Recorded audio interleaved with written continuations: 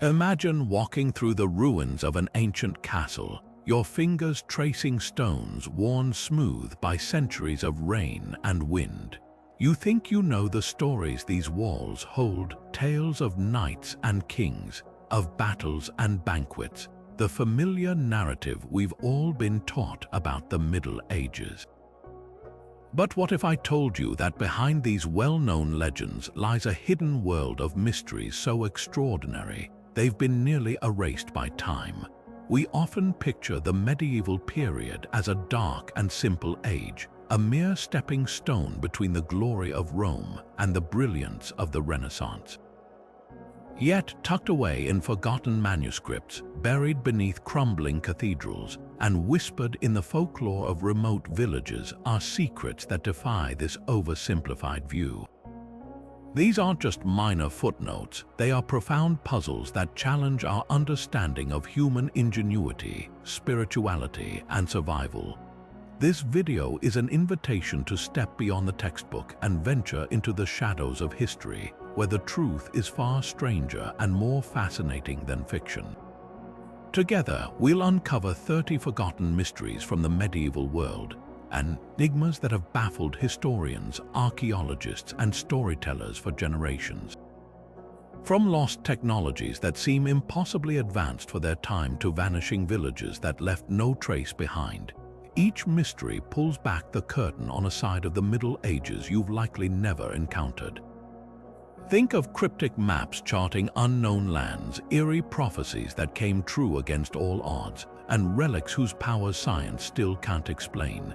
These aren't dry historical facts, they're living stories waiting to be rediscovered, each one a thread in the rich, complex tapestry of our past.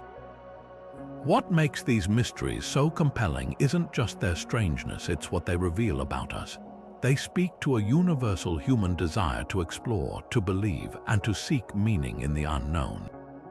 As we journey through these 30 forgotten tales, you'll find yourself questioning not just history, but the very nature of discovery itself.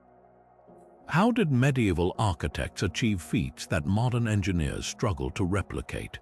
Why did entire communities vanish without a trace? What secrets are still hiding in plain sight, waiting for the curious to uncover them? This isn't just a list, it's a deep dive into the echoes of a world that refuses to be forgotten. So settle in, open your mind, and let's unravel the enigmas together. Our journey into the forgotten begins with a mystery buried deep beneath the very heart of Russia. Picture the year 1565. Ivan IV, the first Tsar of all Rus, a man history would remember as Ivan the Terrible, has just conquered the ancient Tatar city of Kazan. But his true prize isn't land or gold, it's a legendary trove of knowledge. The story goes that the defeated Kazan Khan surrendered to Ivan a library of unimaginable value. This wasn't just any collection of books, it was said to contain original texts from the Library of Alexandria, thought to have been lost forever when it burned centuries earlier. Whispers spoke of Greek philosophers' scrolls, treatises on alchemy and astrology from the ancient world, and maps to places not yet discovered. Ivan, a deeply paranoid and complex ruler with a well-documented fascination with the occult and the prophetic, became utterly obsessed with this collection. He believed the secrets within these pages could grant him ultimate power and perhaps even unlock the mysteries of life and death itself. He had the entire library transported to Moscow, where it vanished from public record, never to be seen again. The most persistent theory is that Ivan, fearing its power would fall into the wrong hands or be used against him, ordered the library hidden within a secret labyrinth of tunnels and chambers beneath the Moscow Kremlin. Over the centuries, sightings and clues have fueled the search. In the early 18th century, a parish priest claimed to have discovered a hidden room filled with ancient chests, but before he could reveal its location, he was forced to flee the city. Even Napoleon, during his brief and disastrous occupation of Moscow in 1812, reportedly had his men search for the library, convinced it held strategic secrets. The most compelling modern search was led by a Soviet archaeologist, Ignatius Stelitsky, in the 1930s. He was certain the library was real and meticulously explored the Kremlin's subterranean passages.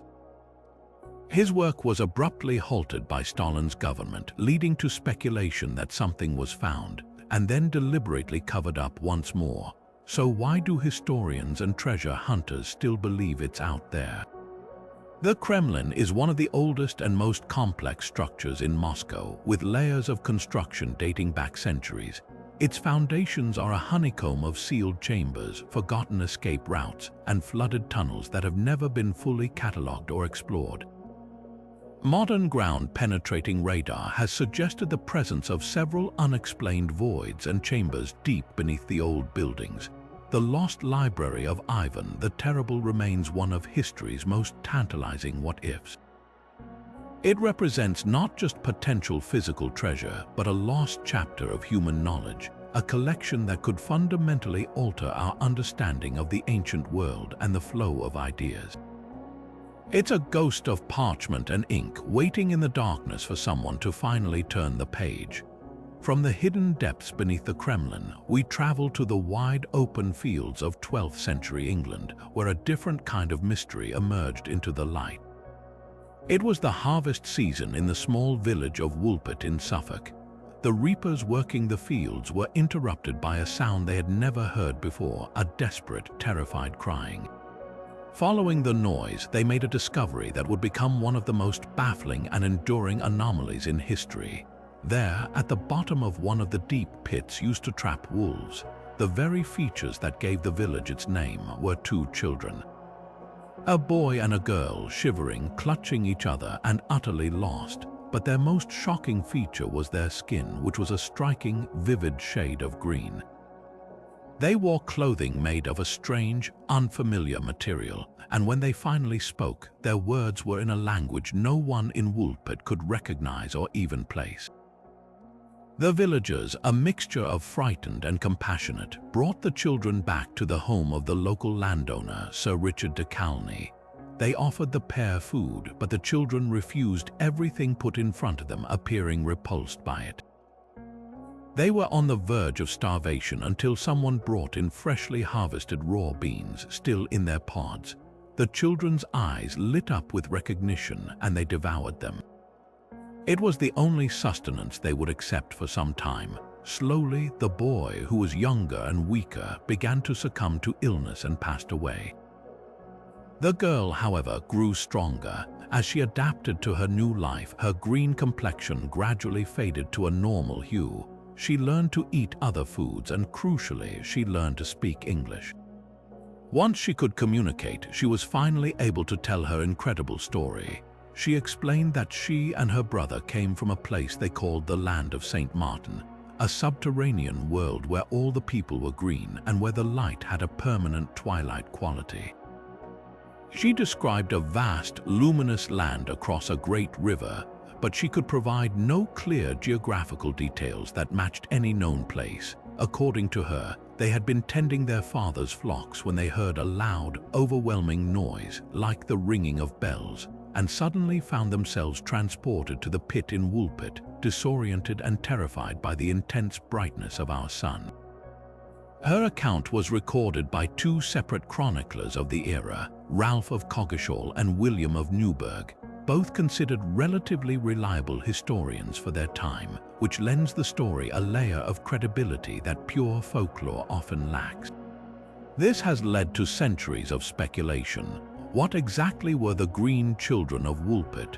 One of the most popular modern theories is the extraterrestrial hypothesis that the children were aliens, perhaps from a planet with a different star and atmosphere, accidentally stranded on Earth. Their green skin could be explained by a different diet or chemistry, their confusion by a strange environment, and the loud noise by some kind of spacecraft. A more grounded theory suggests they were Flemish refugees. The Flemish had settled in eastern England but faced brutal persecution under King Henry II, culminating in a massacre near the village of Bury St. Edmunds, not far from Woolpit. It's possible the children were orphans who fled into the dense, dark woodland known as the Thetford Forest. Malnourished and suffering from hypochromic anemia, often caused by a poor diet, their skin could have taken on a greenish pallor. The strange language could have been Flemish, utterly foreign to the rural English villagers, and their story of a twilight land could be a traumatized child's memory of hiding in the deep, dark woods.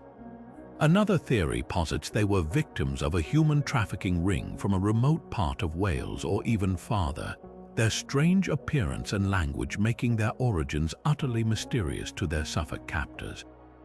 The story persists because it is more than just a curious folktale. It is a perfect historical Rorschach test. What you believe about the Green Children often says more about you and your worldview than it does about the event itself.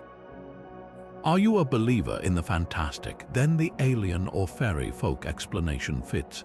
Do you seek rational, historical answers? Then the Flemish refugee theory is compelling. The mystery endures because it lives in that hazy space between documented history and unbelievable anomaly, a single, strange thread that, if pulled, could potentially unravel our entire understanding of the past. It forces us to question not only what is possible, but also how we interpret the stories left to us by those who came before. Leaving the green-skinned children of Woolpit behind, we now turn to a mystery made of parchment and ink, one that has defied every attempt to understand it for over 600 years. Imagine a book unlike any other. Its pages are filled with flowing, elegant handwriting in a language that no one on earth can read, accompanied by illustrations of plants that have never grown on this planet, intricate astronomical charts of unknown constellations, and detailed drawings of tiny, naked women bathing in strangely connected green pools. This is the Voynich Manuscript, and it is arguably the most stubbornly enigmatic book in the world. Carbon dating has confirmed the vellum it's written on was created between 1404 and 1438, placing it firmly in the early 15th century. We know it once resided in the library of the Holy Roman Emperor Rudolf II in Prague, and that it later passed through the hands of alchemists and scholars, each presumably as baffled as we are today. But its journey before that is a complete blank. The manuscript is named after Wilfrid Voynich, a Polish book dealer who discovered it in a Jesuit college in Italy in 1912 and brought it to the world's attention. Since that moment, it has become a siren's call for the world's greatest cryptographers, linguists, and historians, each one lured by the promise of being the one to finally crack the code. And what a code it is! The text appears to be written in a proper, structured language with its own unique alphabet, showing consistent patterns of word and sentence construction. Statistical analysis reveals it follows linguistic rules similar to known languages, which suggests it is not a random, meaningless jumble of characters. This complexity is what has broken the spirits of so many brilliant minds. During World War II, a team of top Allied codebreakers, the very same minds who famously deciphered the Nazi Enigma codes, turned their skills to the Voynich Manuscript during their off hours. They treated it as the ultimate challenge, and yet after months of effort they surrendered, completely and utterly defeated. Not a single word could be translated. If the finest cryptanalysts of the 20th century couldn't solve it, what hope do the rest of us have? This relentless failure has given rise to a plethora of theories. The most straightforward is that it is an elaborate, beautiful hoax crafted to deceive a wealthy patron like Emperor Rudolf, who was known for his fascination with the occult and the strange. A clever forger could have created a fake language and bizarre images to sell a book of secrets for a small fortune. Yet, the incredible consistency and complex structure of the text make a random forgery seem highly unlikely. The amount of effort involved would have been astronomical for a simple scam. More recent theories propose it could be an encoded manual on women's health, with the botanical sections representing herbal remedies and the bathing diagrams illustrating gynecological or fertility treatments. The peculiar nymphs in the pipes and pools might be symbolic of bodily processes.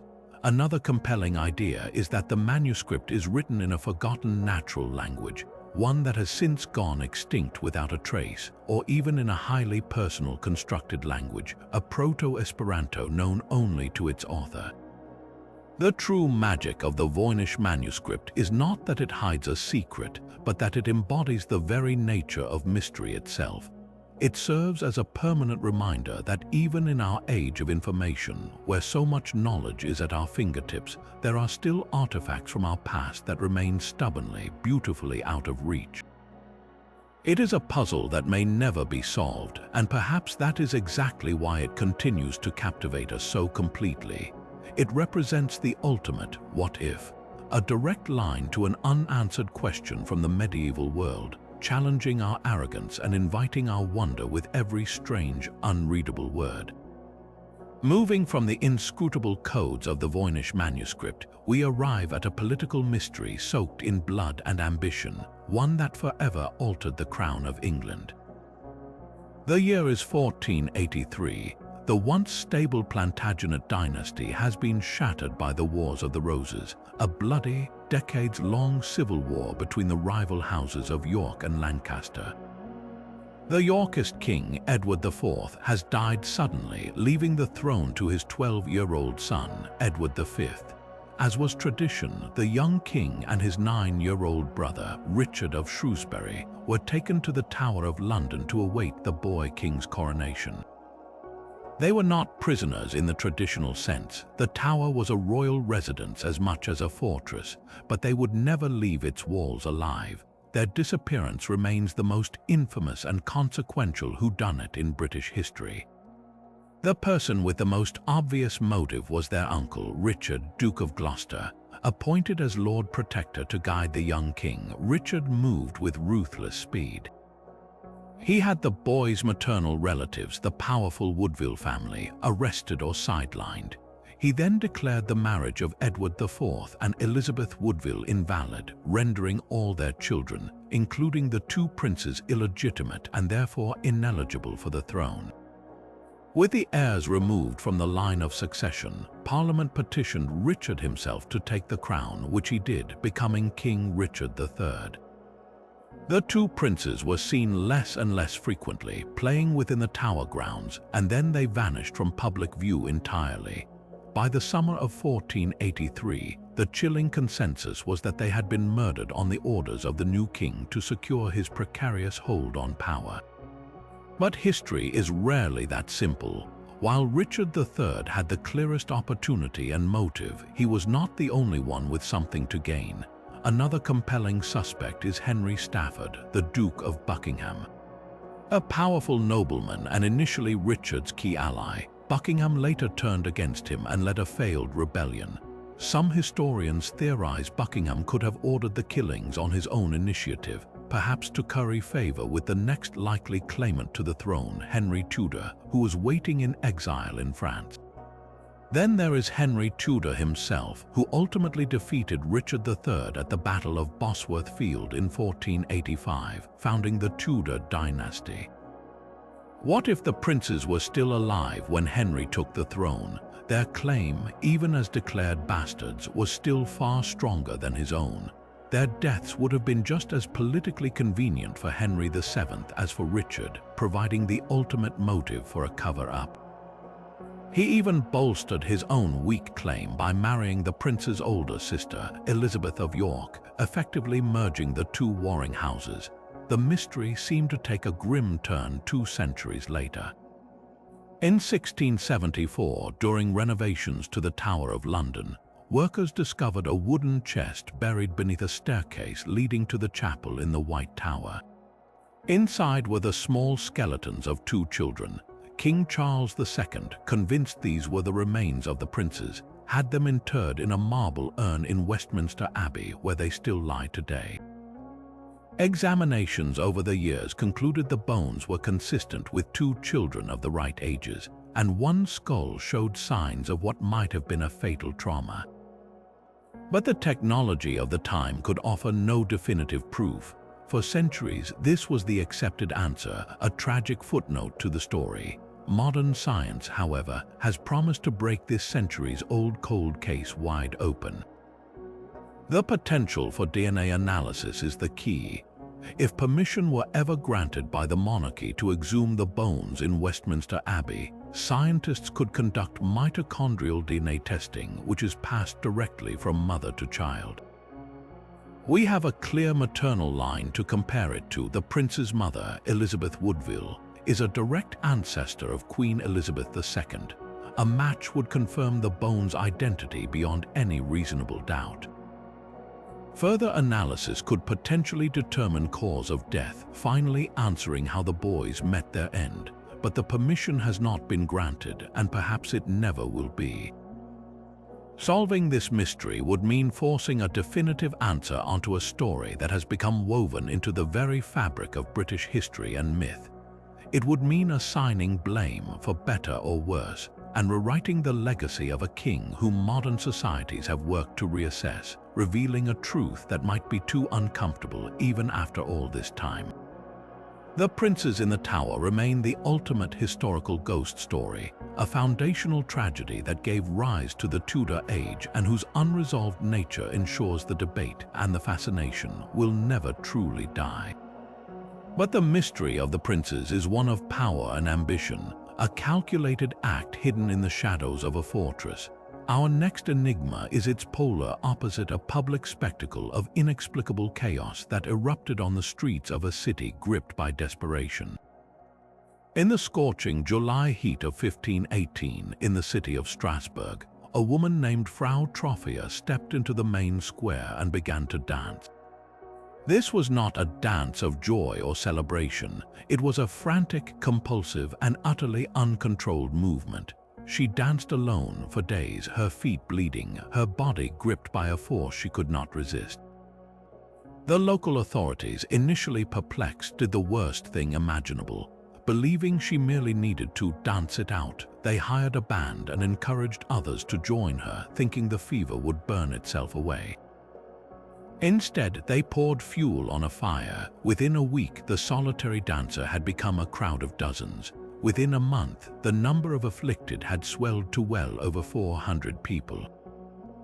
The city was consumed by a frenzied, writhing mass of humanity, dancing without rest, without pleasure, without any ability to stop.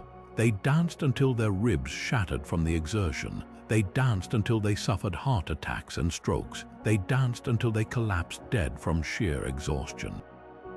Historical records from physicians and city council notes describe a scene from a nightmare, with the constant, thunderous sound of hundreds of feet stamping on cobblestones and the air filled with the screams of those who could not cease their own torture. The plague, for that is what the city called it, only ended when the authorities finally reversed their approach. They banned music and public dancing, and instead carted the afflicted away to a mountaintop shrine for healing and prayer, where the episode gradually subsided. So what could have possibly caused such a bizarre and tragic event? Modern science points to several chilling possibilities, each a window into the fragile intersection of the mind, the body, and society. The most famous medical theory is ergot poisoning. Ergot is a fungus that grows on damp rye, a staple grain of the medieval diet. When ingested, it can cause powerful convulsions, hallucinations, and spasm symptoms that could be misinterpreted as a macabre dance. The summer of 1518 was notably hot and wet, perfect conditions for ergot to flourish. The problem with this theory is that ergotism usually causes gangrene and severe pain in the limbs, making the sustained, rhythmic movement of dancing for days seem nearly impossible. This leads to a more psychological but equally terrifying explanation: mass psychogenic illness, formerly known as mass hysteria. Strasbourg at the time was a tinderbox of social stress. The region had suffered a series of devastating harvest failures, leading to extreme famine. Hyperinflation had made food unaffordable, and a wave of syphilis and smallpox had swept through the populace. The people were living in a state of profound fear, misery, and superstition. In such an environment, a shared psychological break becomes more understandable. The dancing could have been a collective somatic manifestation of the city's unbearable anxiety, a physical expression of a mental crisis. It may have started with one person under extreme duress frau Trophia, and then spread through the power of suggestion and social contagion, a desperate and unconscious cry for help from a community that had reached its breaking point. Some historians have even proposed it was a form of a stress-induced cultural trance. Certain religious sects of the era practiced ecstatic dancing to achieve a state of spiritual fervor, and it's possible these existing beliefs provided a template for the body's response to overwhelming trauma. The dancing plague of 1518 is more than a historical oddity, it is a stark lesson. It shows us that the human mind, when placed under intolerable pressure, can force the body to perform unimaginable feats of suffering. It blurs the line between the physiological and the psychological, reminding us that a society's health is not just measured by the absence of disease, but by the presence of hope. Those 400 dancers weren't possessed, they were desperate, and their frantic, endless dance was the only language they had left to express a pain that words could no longer contain. Following the psychological terror of the dancing plague, we venture into the rugged, shadowy peaks of the French Pyrenees, where a different kind of fever has gripped seekers for centuries, not one of uncontrollable movement, but of insatiable greed and spiritual longing. Here lies the legend of the Cathar Treasure, a story woven from equal parts faith, blood, and whispers of relics of unimaginable power. To understand the treasure, you must first understand the people who supposedly guarded it. The Cathars were a Christian sect that flourished in the Languedoc region of southern France in the 12th and 13th centuries, but their beliefs made them deadly enemies of the Catholic Church. They were dualists, believing the world of matter was created by an evil god, and the spiritual world was the domain of a good and distant god. They rejected the Church's hierarchy, its sacraments, and the material wealth of the clergy, striving instead for a life of extreme poverty and purity to free their souls from the prison of the physical world. Their popularity threatened the very foundation of medieval Rome, and in 1209, Pope Innocent III declared a crusade against them, the Albigensian Crusade, named after the Cathar stronghold of Albi. It was the first time a crusade was turned not on Muslims in the Holy Land, but on fellow Christians in Europe. What followed was a long, brutal war of extermination. The crusade culminated in one of the most dramatic sieges of the Middle Ages at the Cathar fortress of Montségur, perched like an eagle's nest on a sheer mountain peak. For nearly 10 months, the castle held out against an overwhelming Crusader army, but by March 1244, their defeat was inevitable. The besiegers offered terms, surrender, and the lives of the 200 or so Cathar perfecti, their spiritual elite, would be spared if they renounced their faith. They refused. Instead, a truce was agreed. The Cathars were given 15 days before they had to surrender, with no conditions. This period of grace has fueled speculation for centuries. What happened during those 15 days? Contemporary chronicles note that under cover of night, 4 perfecti lowered themselves down the steepest part of the mountain and escaped with the Cathar's treasure. The nature of that treasure is the core of the mystery. Was it the material wealth of the community, gold and silver used to fund their resistance and support their followers in exile? Or was it something far more profound? This is where history bleeds into myth. Some legends claim the treasure was nothing less than the Holy Grail itself, the cup used by Christ at the Last Supper. Another theory, popularized in the 20th century, suggests it was the Ark of the Covenant, the sacred chest holding the tablets of the 10 Commandments. Others propose it was a collection of Gnostic Gospels or heretical texts that contained earth-shattering secrets about the true nature of Christianity, knowledge so powerful the Church would do anything to destroy it. The escapees reportedly fled deep into the labyrinth of caves that honeycomb the Pyrenees, such as the famous Lombro's Cave or the network around the nearby Sabards Mountains. The treasure was said to have been hidden in a secret, sacred place, perhaps watched over by a hidden lineage of guardians. This legend was electrified in the 20th century by a mysterious local priest, Father Berenger Saunier of the nearby village of Rennes-le-Château. In the late 1800s, during renovations to his small, dilapidated church, Saunier allegedly discovered encoded parchments hidden within an ancient Visigoth pillar. Shortly after, this poor country priest suddenly and inexplicably became spectacularly wealthy. He spent a fortune renovating the church with bizarre, occult-themed decorations, building an extravagant villa and a library tower, and hosting lavish parties. He never revealed the source of his riches, leading to rampant speculation that he had found the lost Cathar treasure, or at least a part of it, or a map leading to it. His story, tangled with rumors of blackmail, secret societies, and hidden knowledge, poured modern gasoline on the centuries-old embers of the Cathar mystery. To this day, the area around Montségur and Rennes-le-Château is a magnet for treasure hunters, historians, and spiritual seekers.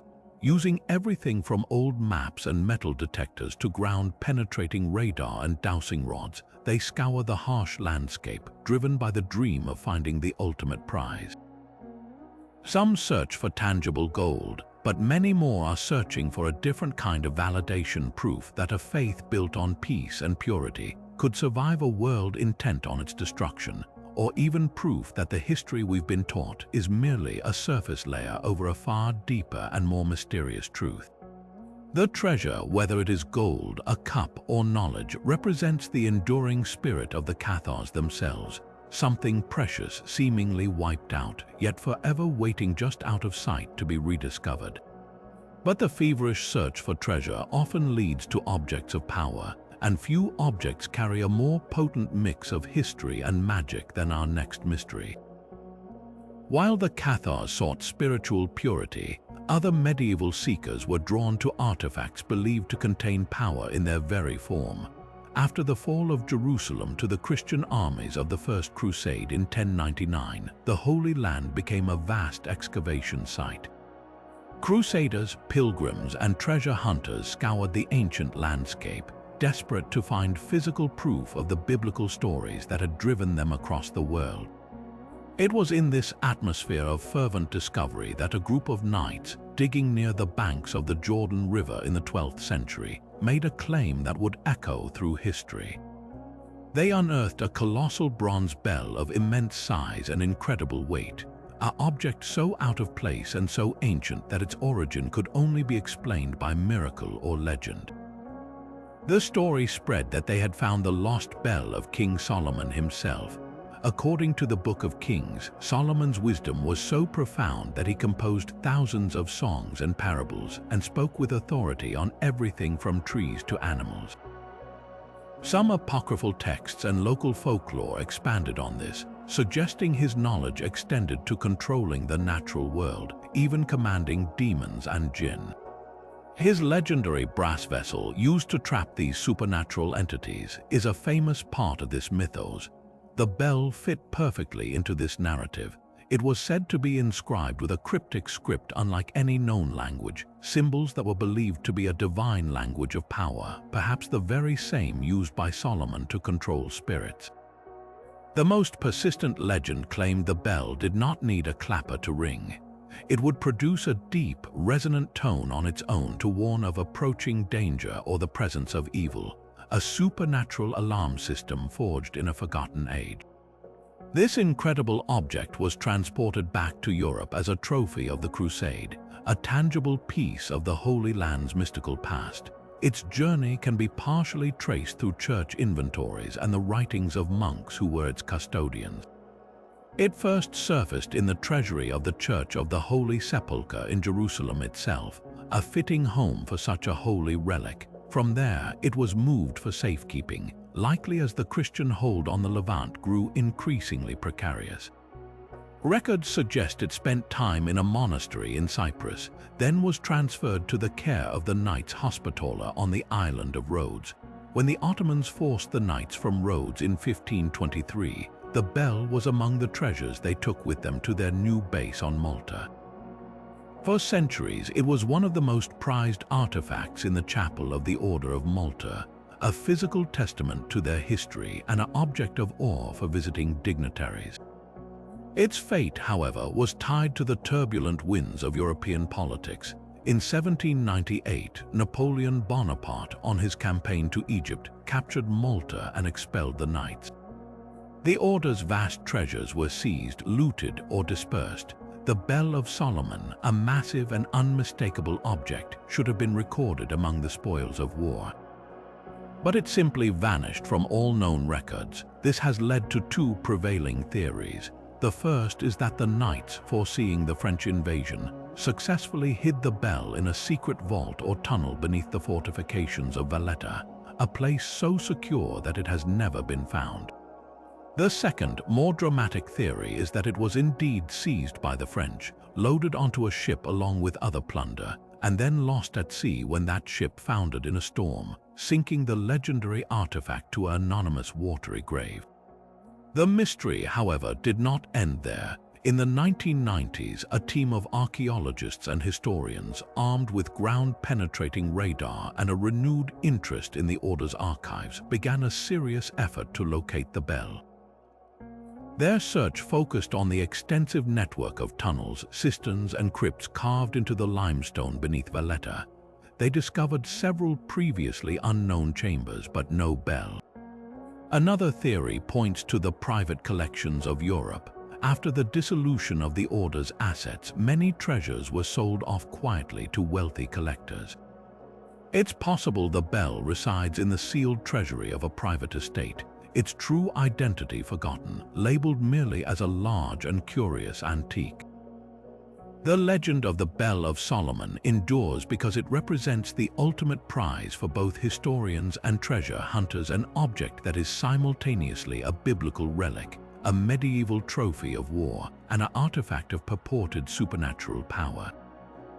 Its silent, unknown whereabouts today only amplify its mystery, a dormant giant of bronze waiting for its forgotten magical voice to be heard once more. Yet the hunt for artifacts of power can sometimes lead us to the most unexpected places, not to a hidden cave or a sunken ship, but to the quiet corners of a library where secrets are pressed between the pages of a book.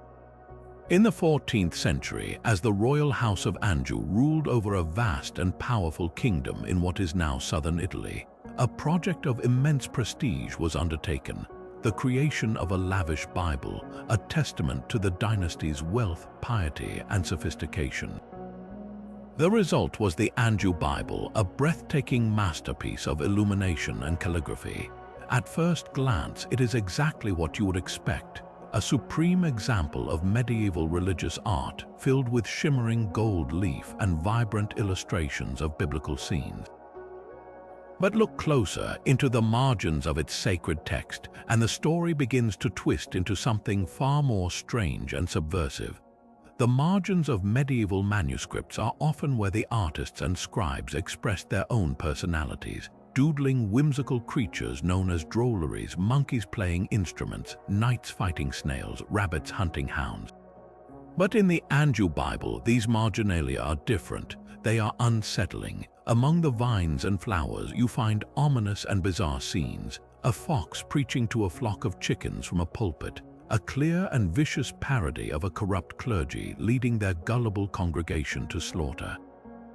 A monkey, symbolizing base human desires, is shown chaining a sleeping lion, a classic symbol of Christ. There are strange hybrid beasts that are part human, part animal, engaged in odd rituals. And most chillingly, there are numerous, meticulously drawn depictions of hanged men swinging from gallows, often positioned right next to illustrations of the crucifixion. This is not random whimsy, it feels like a deliberate, layered code. Scholars believe these images are a form of encrypted political and religious commentary, created at a time when openly criticizing the church could mean a death sentence for heresy. The Anjou court was a center of learning and relative tolerance, but it was still under the watchful eye of the papacy in Avignon. The imagery suggests the scribes and artists may have been sympathizers with, or even members of, a radical Franciscan splinter group known as the Fraticelli. The Fraticelli were spiritual Franciscans who believed the church had become hopelessly corrupted by wealth and power, abandoning the vow of absolute poverty preached by Saint Francis. They were brutally persecuted for these beliefs. The gallows scenes could be a silent protest, drawing a parallel between the martyred Christ and the Fraticelli brothers being hanged as heretics for their devotion to true poverty. The fox preaching is a direct attack on the opulent Avignon papacy, suggesting they were predatory deceivers. The mystery deepens when we consider the scribes themselves. The Bible's colophon, which typically names the creators, is unusually cryptic. It states the work was completed by several hands, but only one name is given, the project's manager, a man identified as Ramon de Storrents. Who were the others? Their anonymity is conspicuous. Were they Fraticelli on the run, using their incredible artistic skills to find safe harbor and wages within a powerful royal court, all the while weaving their dangerous beliefs into the very book meant to glorify that establishment? The technical skill on display is extraordinary, indicating these were master artists, not amateurs. This was a calculated risk, hiding sedition in plain sight under a veneer of impeccable orthodoxy. The very beauty of the work was its camouflage. Perhaps the most haunting theory is that these marginalia contain not just commentary but prophecy. Some researchers point to specific, repeated symbols, particular arrangements of stars, unusual animals, and recurring numbers that seem to correspond to astrological charts and the complex apocalyptic prophecies of the time, like those of Joachim of Fior. Could these artists have been attempting to predict the coming turmoil of the Great Schism, the Black Death, or the eventual fall of the House of Anjou itself? The images of decay and judgment woven throughout the sacred text take on a new, foreboding weight under this lens.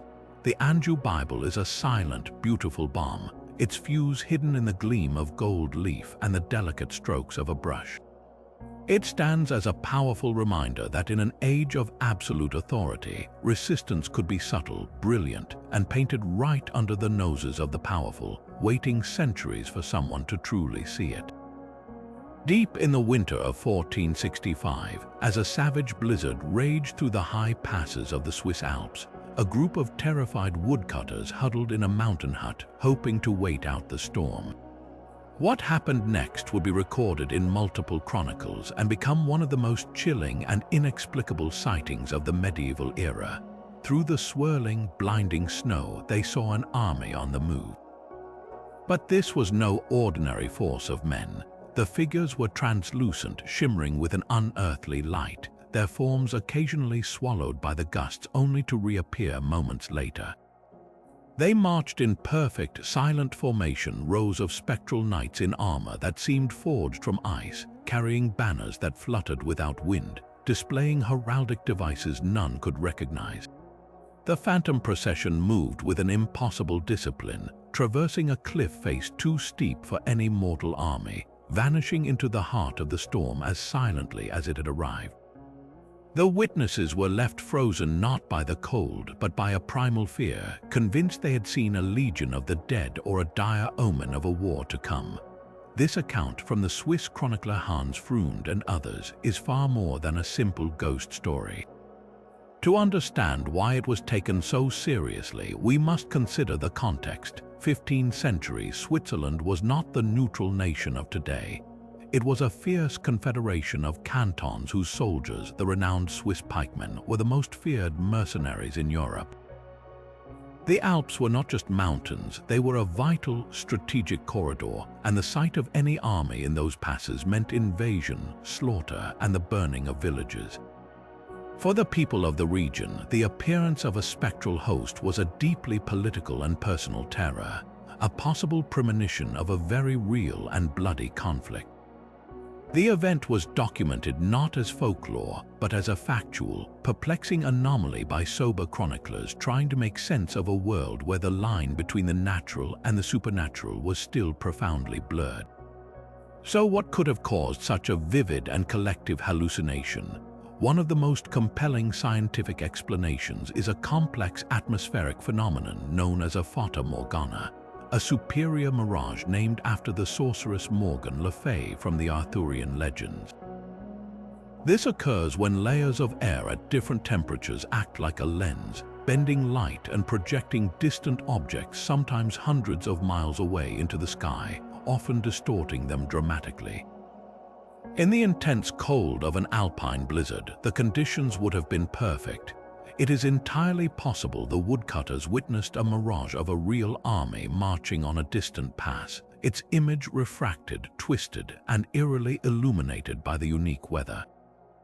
Their terrified minds, conditioned by the setting and the folklore of the time, would have interpreted these shimmering, silent, distorted figures as something supernatural, completing the illusion with the cultural expectation of ghosts and omens. Another fascinating possibility lies in the realm of psychology and physiology, a shared hypnagogic or hypnopompic vision. The woodcutters were trapped, cold, and likely exhausted. In such a state, the boundary between waking life and the dream state can become dangerously thin.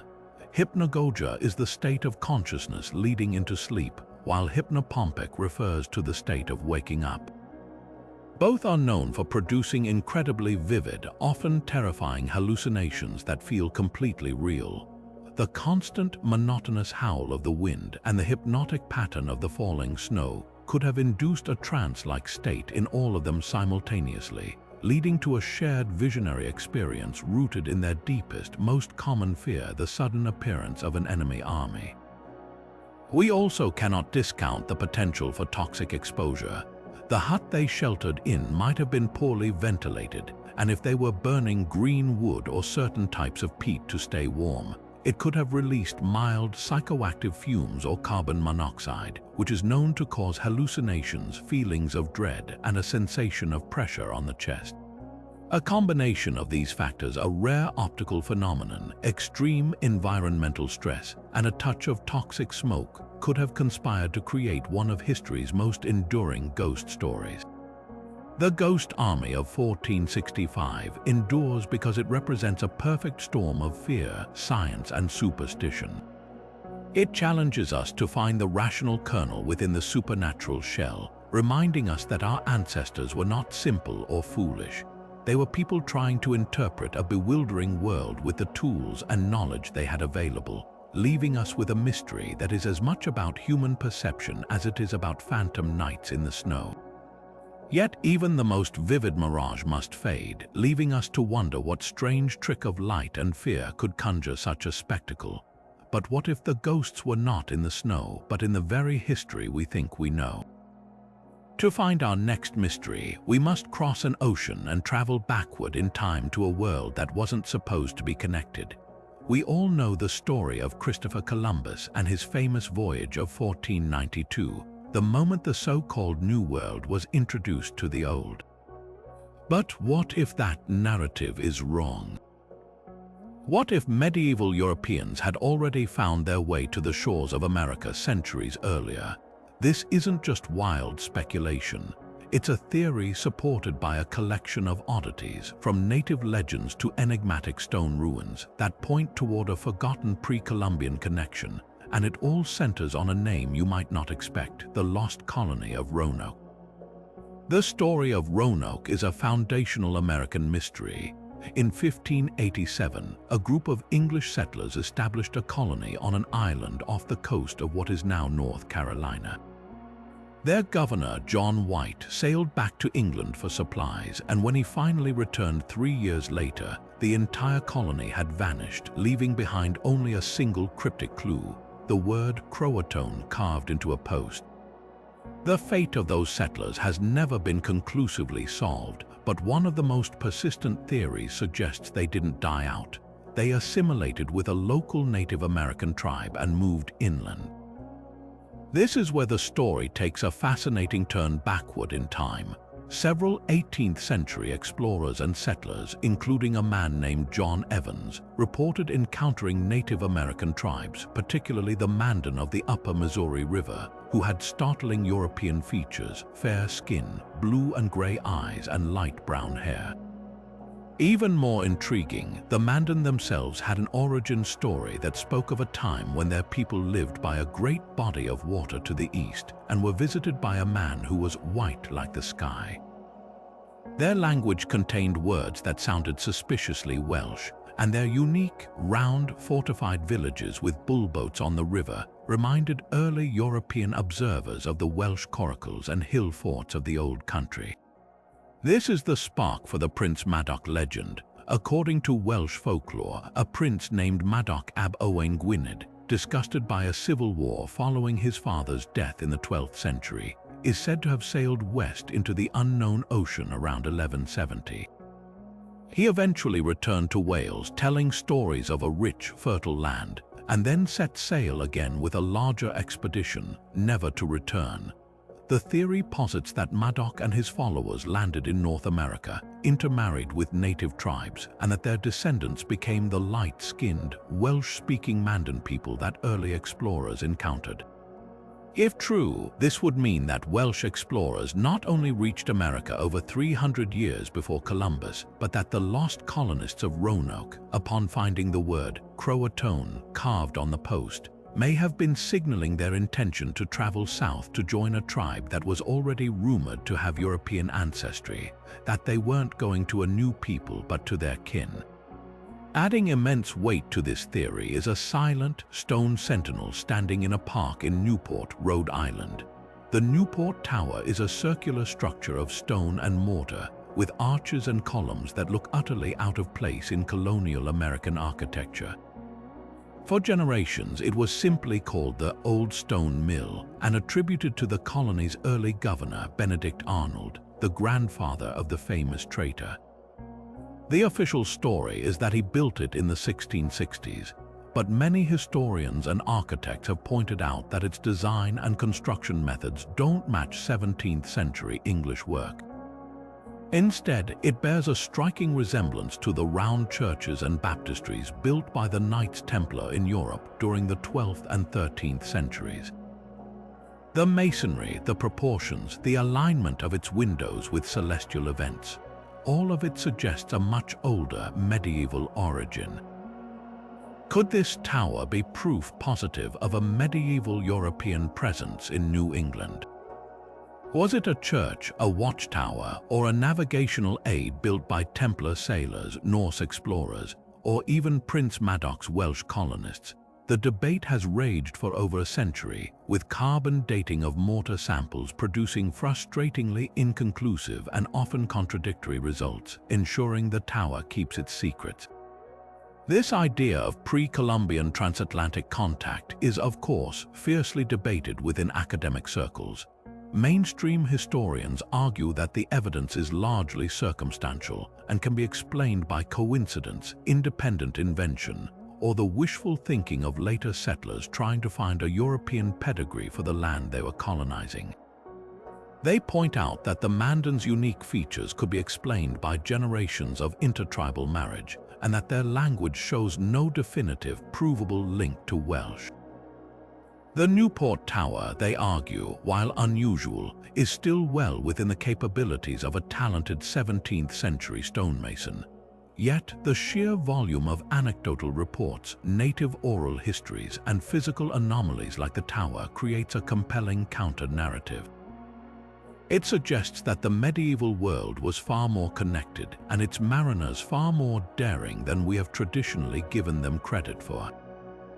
The ocean may not have been an impassable barrier, but a highway occasionally traveled by the most adventurous souls whose discoveries were lost to time, only to resurface as fragments of legend and strange stone ruins that refuse to fit neatly into our history books.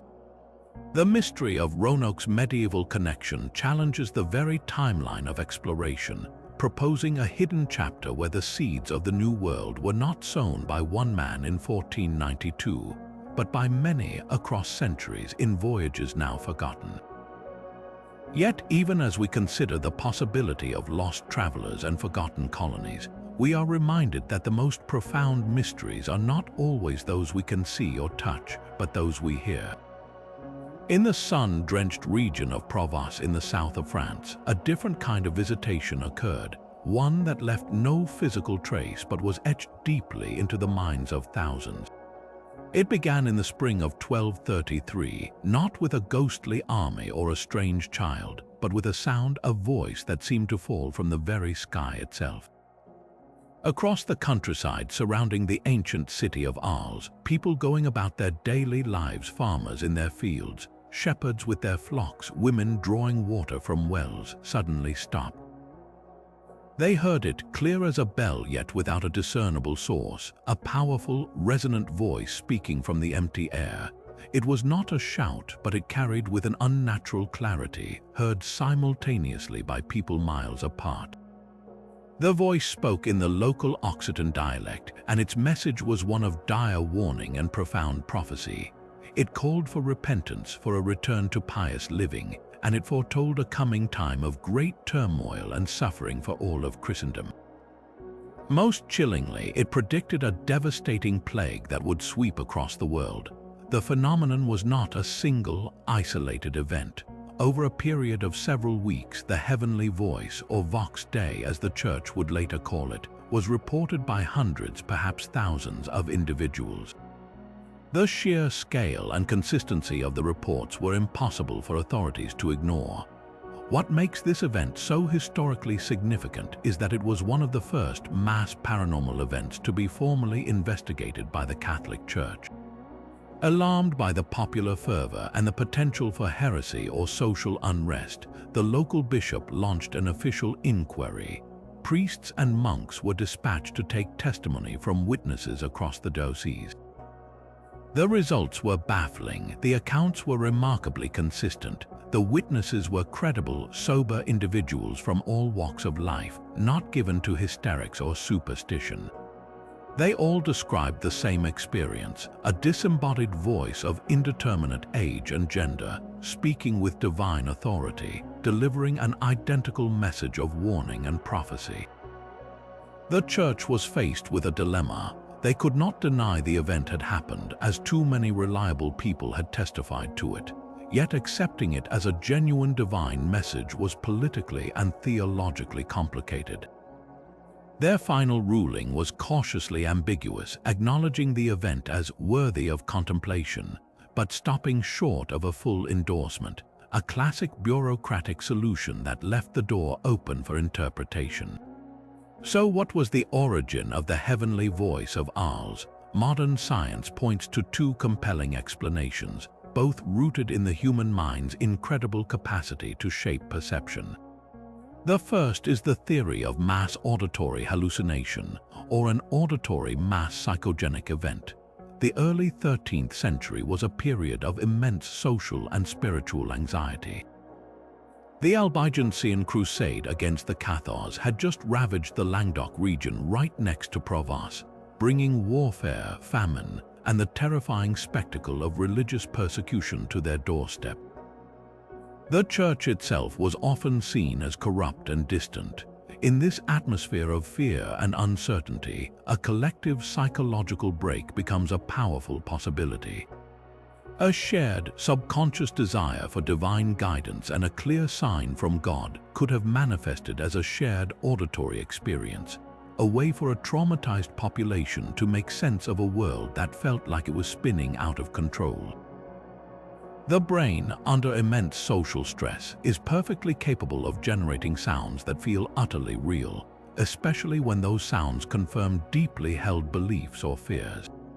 The second, and perhaps more eerie, explanation involves a rare and spectacular natural phenomenon known as an electrophonic sound. Certain atmospheric events, like the intense electrical activity of an aurora or the passage of a large meteorite, can generate very low-frequency radio waves. These waves are inaudible to the human ear, but when they interact with solid objects on the ground like a wire fence, a pair of spectacles, or even dry, frizzy hair, those objects can act as transducers, converting the radio waves into sound waves within the range of human hearing. The result is a sound that seems to come from nowhere, generated directly inside the listener's head or from an object immediately next to them. It is a deeply disorienting experience.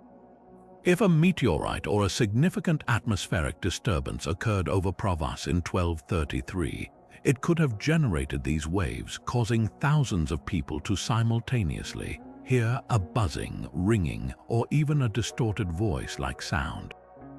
Their brains, conditioned by a deeply religious culture expecting signs and portents, would have then shaped that inexplicable noise into the most logical form possible, the voice of God delivering a message. The most haunting aspect of this mystery, however, is the content of the prophecy itself. The voice reportedly predicted a great pestilence that would sweep the land. 115 years later, in 1348, the Black Death arrived in Europe, landing first in the port of Marseille, a stone's throw from Arles, and proceeding to wipe out as much as 60% of the continent's population. This correlation is what transforms the story from a curious historical anecdote into a deeply unsettling enigma. Was it a chilling coincidence, a prophecy born of general anxiety about disease that just happened to be spectacularly right? Or does it suggest that our ancestors were somehow more attuned to subtle shifts in the world, able to subconsciously sense the gathering storm of a pandemic over a century before it struck? The heavenly voice of Arles stands as a testament to the power of belief and the enduring mystery of human perception. It lives in that liminal space between miracle and mass delusion, a collective moment of awe that challenges us to decide whether it was a warning from heaven, a cry from a troubled psyche, or the forgotten echo of a rock falling through the sky. But even as voices from the sky faded into memory, a far more tangible treasure was being fought over on the blood-soaked streets of a dying empire. Our next mystery is one of gold, jewels, and a last desperate act of preservation. In the spring of 1453, the great city of Constantinople, the glittering capital of the Byzantine Empire for over 1,000 years, was breathing its last. The massive armies of the Ottoman Sultan Mehmed II had surrounded its legendary walls, pounding them day and night with the largest cannons the world had ever seen. Inside the city, the atmosphere was one of grim resignation and fervent prayer. The last Byzantine emperor, Constantine XI Palaiologos, knew the end was near. But he was determined that his empire's most sacred symbols would not fall into the hands of the conqueror. According to persistent legends that emerged in the decades following the city's fall, the emperor entrusted his most personal and potent treasure, his own magnificent imperial crown, to a trusted few. This was no ordinary circlet. It was a masterpiece of the goldsmith's art, reportedly dripping with sapphires, rubies, and pearls, and topped with a stunning cluster of diamonds that formed a cross. It was the very embodiment of the empire's divine right to rule, a physical piece of a millennium of Roman tradition. The story goes that as the Ottoman Janissaries finally broke through the defenses at the Kirkaport gate, a small, desperate mission was underway. A handful of loyal guards, or perhaps a Venetian or Genoese merchant who had sworn an oath, was tasked with smuggling the crown out of the city, away from the looting and the fires. They supposedly escaped through a forgotten postern gate or were lowered by rope into the waters of the Golden Horn, carrying the empire's greatest treasure to safety.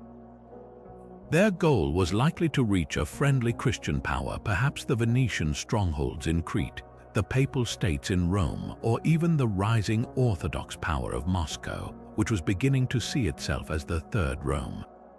From that moment of chaos, the crown vanishes from all reliable historical record, becoming the most sought-after lost relic of the final Roman Empire.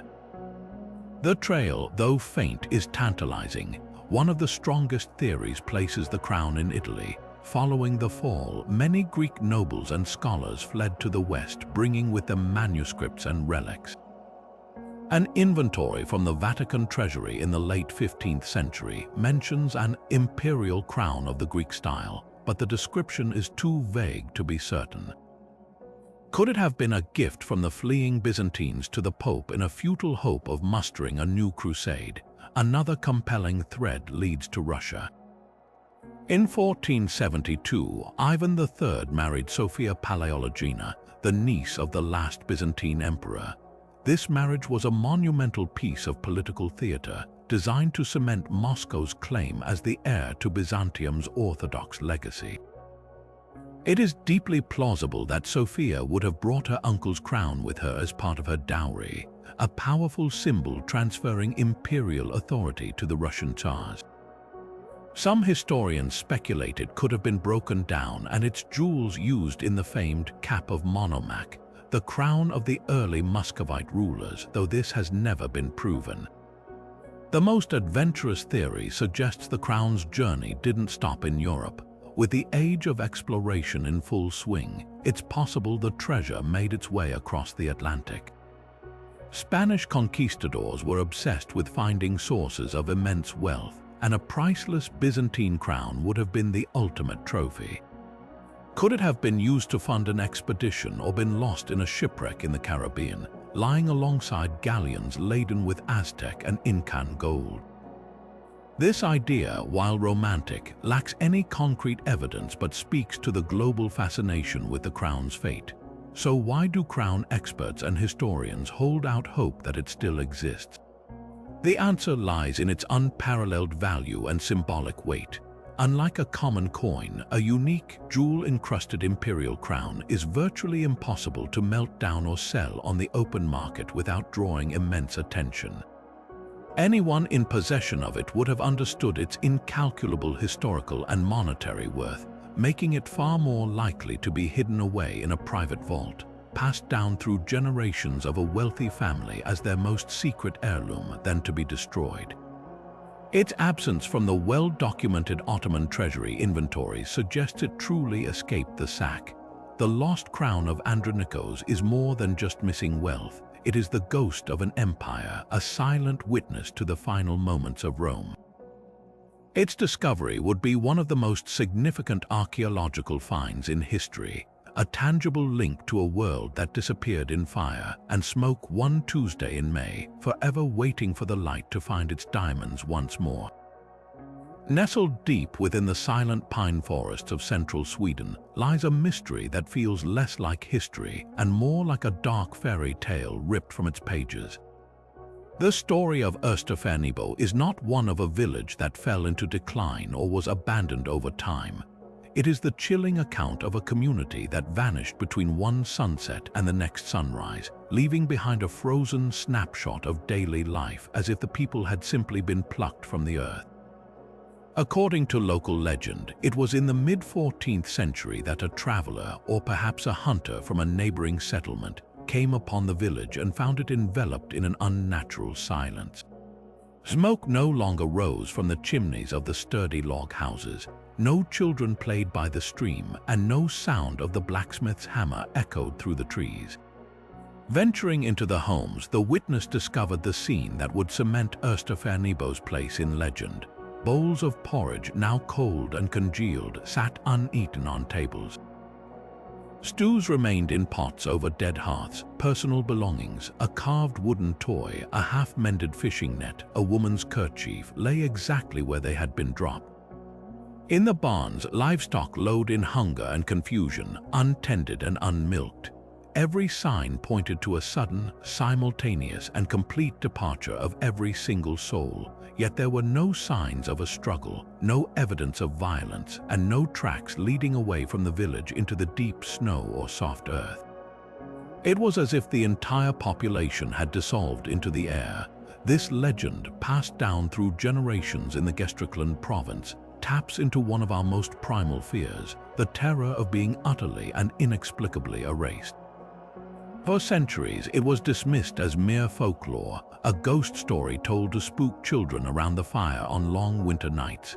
Yet, the persistence of the tale and its specific, haunting details have long intrigued historians and archaeologists. Could there be a kernel of truth buried beneath the layers of myth? Modern archaeological surveys of the area identified as the original Österfärnebo site have revealed something fascinating, evidence of medieval habitation that appears to have ended abruptly. Layers of charcoal and ash suggest a settlement that burned, but this alone is not unusual for the period. Fire was a constant threat in villages built of wood. What is more compelling is the absence of the kinds of artifacts typically left behind in a planned relocation or a gradual abandonment. There are no large, cumbersome tools, no hidden caches of valuables buried by owners who intended to return, and a strange lack of human remains. This archaeological silence is in its own way as loud as the legend itself. It doesn't prove a single catastrophic event, but it does suggest that the end of this community was sudden and traumatic enough to prevent anyone from ever coming back for what they left behind. So what could have caused such a sudden and total disappearance? The most immediate and plausible explanation is also the most grim: the Black Death. The Great Pestilence reached Scandinavia in 1349, sweeping through Norway on a ship into Bergen and then racing across Sweden with terrifying speed.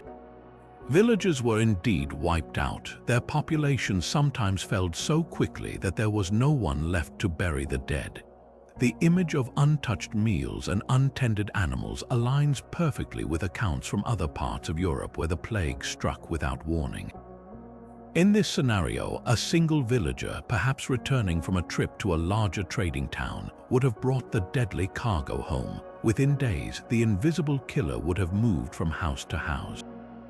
Those who were still healthy might have fled in a panicked, last-ditch effort to save themselves, succumbing to the disease in the forests before they could reach help, thereby leaving no trail. The few who remained would have died alone, their bodies eventually consumed by animals and the elements, leaving only the durable artifacts of their lives behind for archaeologists to find centuries later. This theory turns the legend from a supernatural event into a profound human tragedy, a quiet monument to the sheer apocalyptic force of the plague. But the plague is not the only suspect. The geography of the region suggests another terrifying possibility: a catastrophic landslide or a sudden sinkhole. The village was situated near water and on soil that could be prone to instability, especially during the spring thaw or after periods of heavy rain. It is conceivable that a large section of land, without warning, simply gave way, swallowing homes and inhabitants whole, and then settling back over them, effectively burying the evidence of the disaster in a single, violent act. This would explain the lack of bodies and the absence of any trails leading away. The earth itself would have been the culprit and the tomb, sealing the village's fate in an instant. Later settlers, finding only an empty clearing, would have crafted stories to explain the eerie absence. A third, more speculative theory involves a sudden military raid. While the area was not a constant war zone, the medieval period in Sweden was not without its conflicts between rival clans and later with Danish forces. A swift pre-dawn attack by a rival group could have resulted in the entire population being taken into slavery, a common practice in medieval warfare. The invaders, in a hurry, would have taken the people and perhaps a few valuables, leaving everything else exactly as it was. The legend of the untouched meals would then be a folk memory sanitizing the horror of mass abduction. The true power of the Österfärnebo story, however, lies not in proving which theory is correct, but in its enduring grip on the Scandinavian imagination. This single event became a foundational ghost story, evolving over the centuries to include tales of the village's spectral return.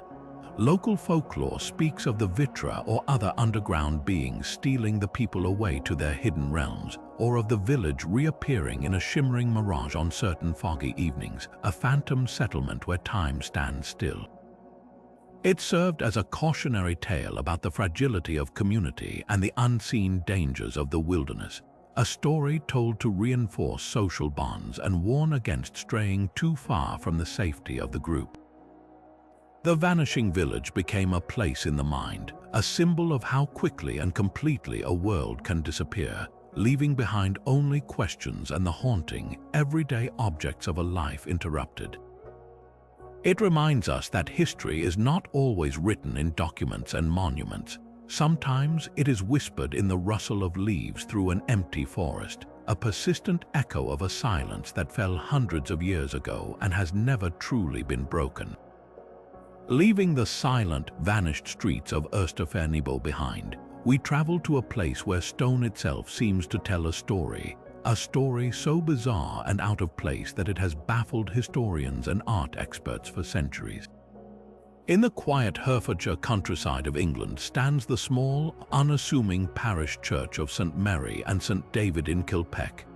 Built around the year 1140, it is a masterpiece of Norman Romanesque architecture, but its true fame lies not in its structure but in its skin. From its roof to its foundation, the church is encased in a breathtaking riot of stone carvings. There are over 100 of them, and they are anything but standard Christian fare. They are a menagerie of the monstrous and the marvelous, the sacred and the scandalous. You find the expected saints and biblical scenes, but they are crowded out by a far stranger cast of characters. There are dragons and beasts locked in eternal combat, serpents devouring their own tails, and the haunting, foliate faces of the Green Man, an ancient pagan symbol of rebirth, sprouting leaves from his mouth and eyes. And then there are the most controversial figures of all, the Sheila Nogigs. These are explicit, starkly carved depictions of naked women proudly and shockingly displaying their exaggerated genitalia. To find such imagery on a Christian church is utterly jarring, a direct and brazen challenge to medieval notions of modesty and piety, but the mysteries only deepen. Look closer at the corbels the stone supports under the roof, and you'll see creatures that seem to defy all historical logic. One carving appears to be a strikingly accurate depiction of an anteater, an animal native to Central and South America. Another looks unmistakably like a pangolin, a scaled mammal found in Africa and Asia.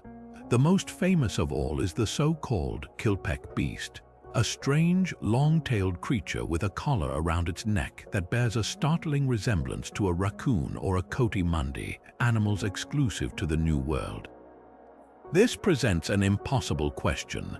How could Norman stone carvers in 12th century England have known about animals from continents that wouldn't be officially discovered by Europeans for another 350 years? Scholars have debated the meaning of these carvings for generations, and the theories are as varied as the carvings themselves.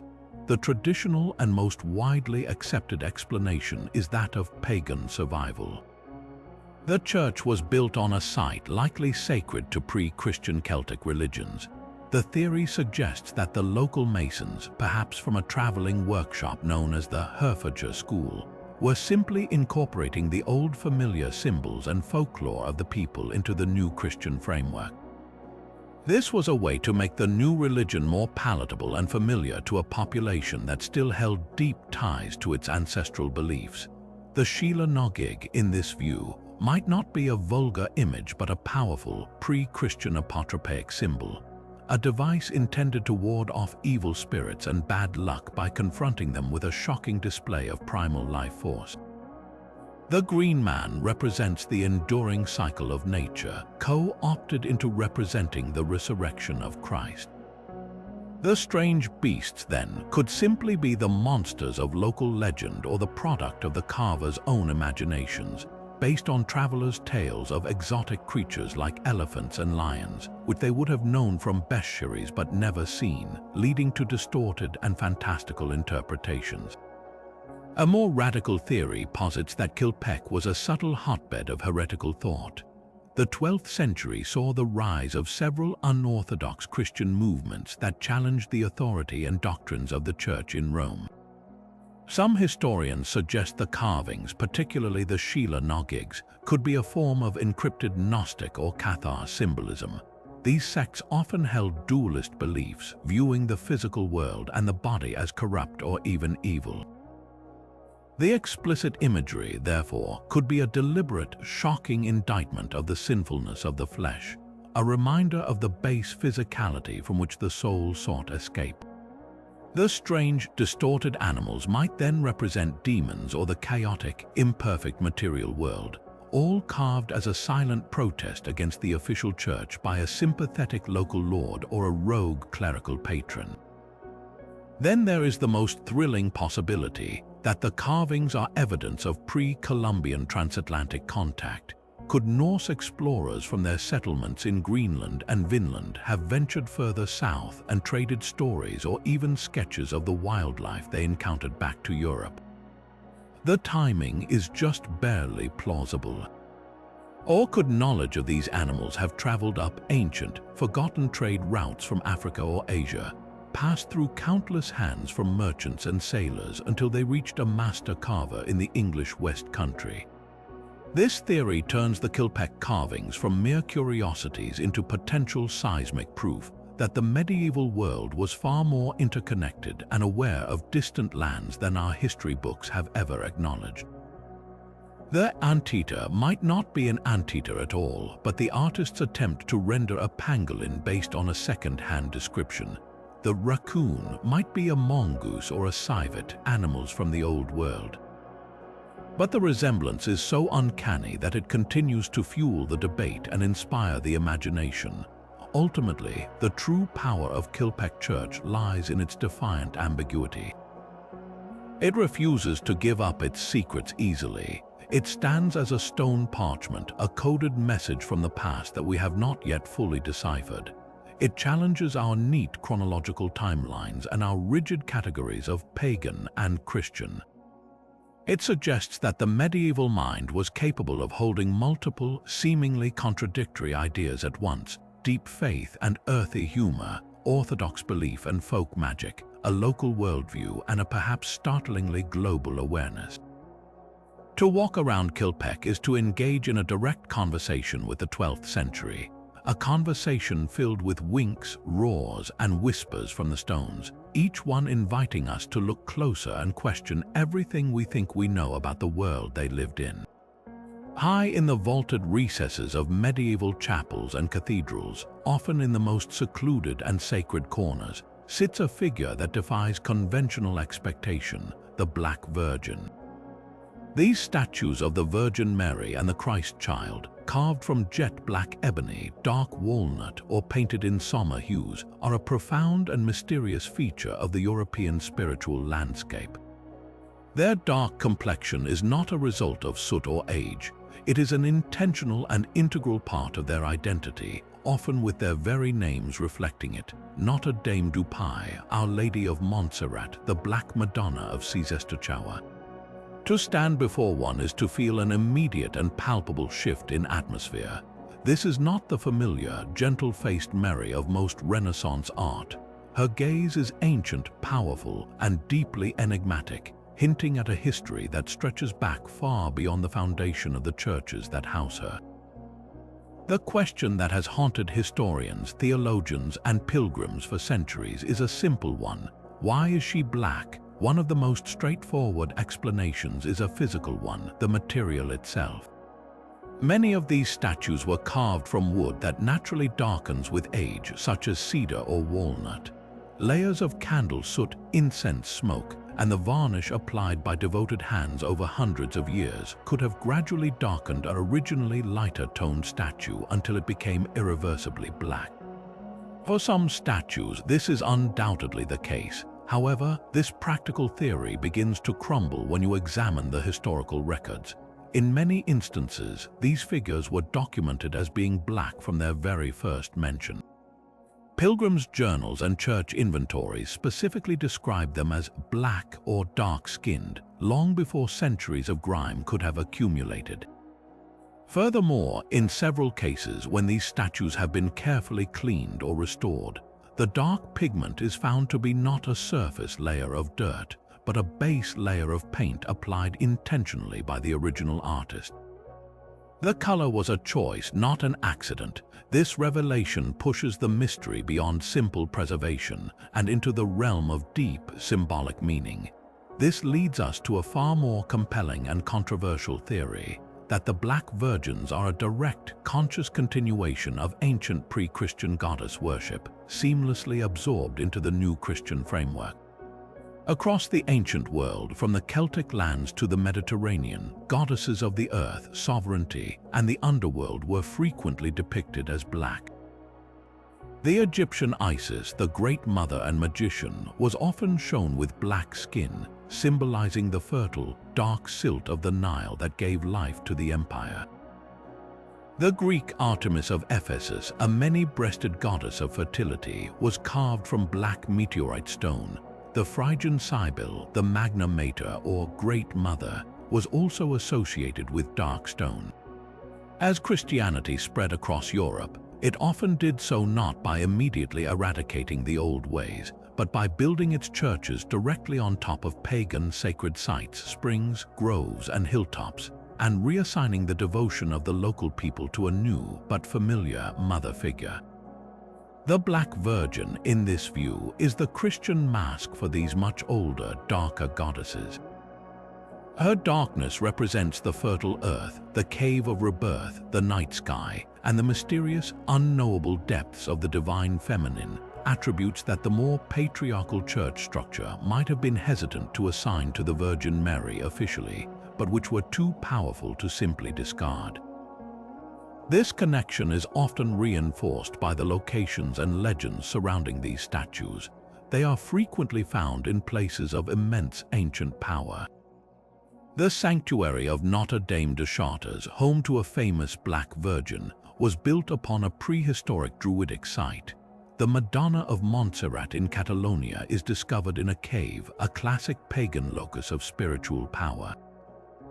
Their accompanying myths often tell of them being found in a field or a forest, unable to be moved until the people decide to build a shrine precisely on that spot, echoing the divine selection of pagan holy places. Many are associated with miracles of fertility, healing, and protection, the very same domains of the ancient goddesses they likely supplanted. They became the focal point for the common people's enduring need for a tangible, accessible, and powerful feminine divine presence. A third perspective seeks a middle ground, suggesting the darkness is a complex theological symbol within Christianity itself. The phrase from the Song of Solomon, "I am black but beautiful, O daughters of Jerusalem," was interpreted by medieval theologians as an allegory for the church itself, beautiful in spirit though blackened by sin, or a reference to the Virgin's humility. Her darkness could also symbolize her role as the one who bore the light of Christ into the world, just as the dark night sky brings forth the dawn. In this reading, the Black Virgin is not a pagan holdover but a deeply sophisticated Christian symbol, representing the embrace of all that is mysterious, humble, and foundational to faith. The enduring power of the Black Virgin lies in her refusal to be pinned down to a single story. She is a living paradox, a Christian saint who whispers of Isis, a symbol of purity who embodies the dark earth, a mother of mercy who possesses an awe-inspiring and formidable power.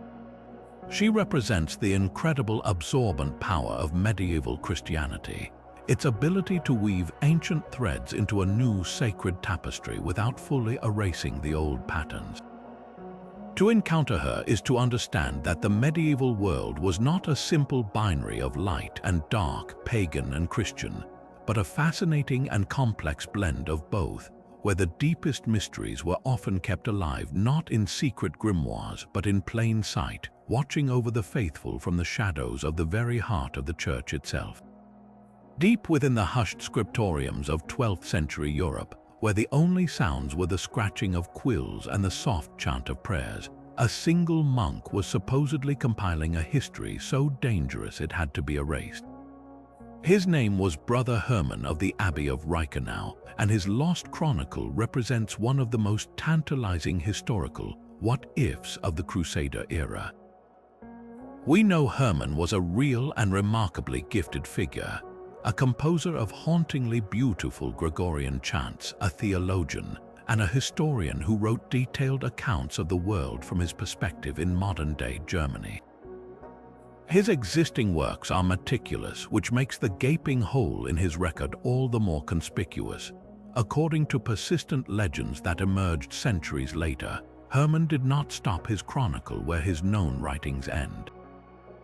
He continued it in secret, documenting the aftermath of the First Crusade based on the shocking first-hand accounts of returning knights and monks, men who had seen things in the Holy Land that did not fit the official narrative of glorious holy war. This forbidden text, often referred to by scholars as the Occulta Historia or Secret History, was said to contain revelations that would have rocked the foundations of Christendom. It allegedly detailed not just the celebrated victories, but the brutal, often senseless massacres that accompanied the capture of Jerusalem in 1099, events that the victorious Crusader states were keen to whitewash. But the chronicle's most explosive content went far beyond battlefield horrors. It reportedly contained descriptions of secret meetings that took place in the shadows of the newly established Kingdom of Jerusalem. In these clandestine gatherings, Christian knights and clerics are said to have met with Islamic scholars, Sufi mystics, and even Jewish rabbis. Their discussions were not of conquest but of convergence. They shared knowledge, advanced mathematics and astronomy from the Arab world that far surpassed European understanding, medical texts from antiquity that had been preserved in Arabic translations, and profound philosophical debates about the nature of the one God they all, in their own ways, worshipped. Hermann's chronicle painted a picture not of a simple clash of civilizations, but of a complex, often respectful intellectual exchange happening just out of public view, a hidden dialogue between faiths that the architects of the Crusades could never publicly acknowledge. The most captivating legend suggests this exchange went beyond philosophy and science and into the realm of the spiritual and the mystical. Some versions of the story claim the chronicle described knights returning from the east not only with material loot but with esoteric knowledge. This included alternative gospels or Gnostic texts that presented a version of Christianity very different from the orthodoxy enforced by Rome, teachings that emphasized a personal path to divinity over institutional authority. Other tales speak of maps to hidden sites, perhaps the location of the Ark of the Covenant, or the true site of Christ's crucifixion, knowledge that would have given its possessor immense power. This is why the legend concludes the chronicle had to disappear. The Church, in a period of consolidating its power and defining dogma, could not allow such a subversive narrative to circulate. It presented a threat too great to its authority, its monopoly on truth, and its very justification for the immense human cost of the Crusades. Sometime in the late 12th or early 13th century, a papal legate is said to have arrived at Roanoke. The forbidden text was confiscated, and it was either destroyed or locked away in the deepest vaults of the Vatican's secret archives, where it presumably remains to this day. But how much of this is fact and how much is romantic fabrication? The historical evidence is, as with all great mysteries, frustratingly ambiguous. We know for a fact that the intellectual exchange described in the legend was entirely plausible. The city of Toledo in Spain had become a famous center of translation where Christian, Jewish, and Muslim scholars worked side by side to translate Arabic texts into Latin, fueling the European Renaissance. Similar centers of learning existed in Sicily and indeed in the Crusader states themselves. The Knights Templar, headquartered on the Temple Mount in Jerusalem, were rumored to have delved into esoteric studies and had extensive contact with Sufi orders. So the setting and the possibility are perfectly historically valid. The real question is whether Brother Hermann, isolated in his German abbey, could have been the one to document it. His existing chronicle does show a keen interest in world events, and Roanoke was a major center of learning with connections across Europe, so it is not impossible that such reports could have reached him. The counter-argument, of course, is that the entire story is a later invention, a medieval conspiracy theory born from a natural suspicion of powerful institutions. Without a physical copy of the text, the legend remains just that, a legend. Modern historians are deeply divided. Some dismiss it outright as an appealing but baseless myth. Others, however, point to strange anomalies in the historical record. There are curious gaps in the documentation from Reichenau Abbey from this precise period. References to Hermann's later works in other monastic libraries are suspiciously vague or cite texts that no longer exist. This absence of evidence isn't evidence itself, but it does keep the door to possibility slightly ajar. The lost chronicle of monk Hermann endures because it speaks to a deep and modern longing. In a world still often divided by religious conflict, the idea that our ancestors might have found a path to dialogue and mutual respect is a powerfully attractive one. It represents a road not taken, a hidden history of curiosity and coexistence that was sacrificed on the altar of political and religious dogma. Whether it ever truly existed or not, the legend itself is a testament to the enduring hope that even in the darkest times of war, the pursuit of knowledge and understanding can still flicker in the shadows, waiting for its story to be told. Tucked away in the picturesque alpine region of Carinthia in southern Austria, the city of Klagenfurt has a most unusual founder and protector, a dragon. This is not a metaphor. According to a compelling local legend dating back to the 13th century, the very reason the city exists is because a group of brave and cunning villagers banded together to rid the land of a terrifying, monstrous beast known as the lindworm. The story, first formally recorded in the 16th century, describes a creature of immense size that made its lair in the marshes just outside the fledgling settlement. It was a classic European dragon, a serpentine beast with leathery wings, sharp claws, and a foul, poisonous breath. This lindworm wasn't just a nuisance, it was an existential threat. It devoured livestock, terrorized the populace, and blocked access to the nearby lake, stifling trade and travel. The people were paralyzed by fear, and the town's future hung in the balance. The legend of its demise is a masterpiece of medieval ingenuity. The townsfolk, realizing they could not defeat the beast through force alone, devised a clever trap.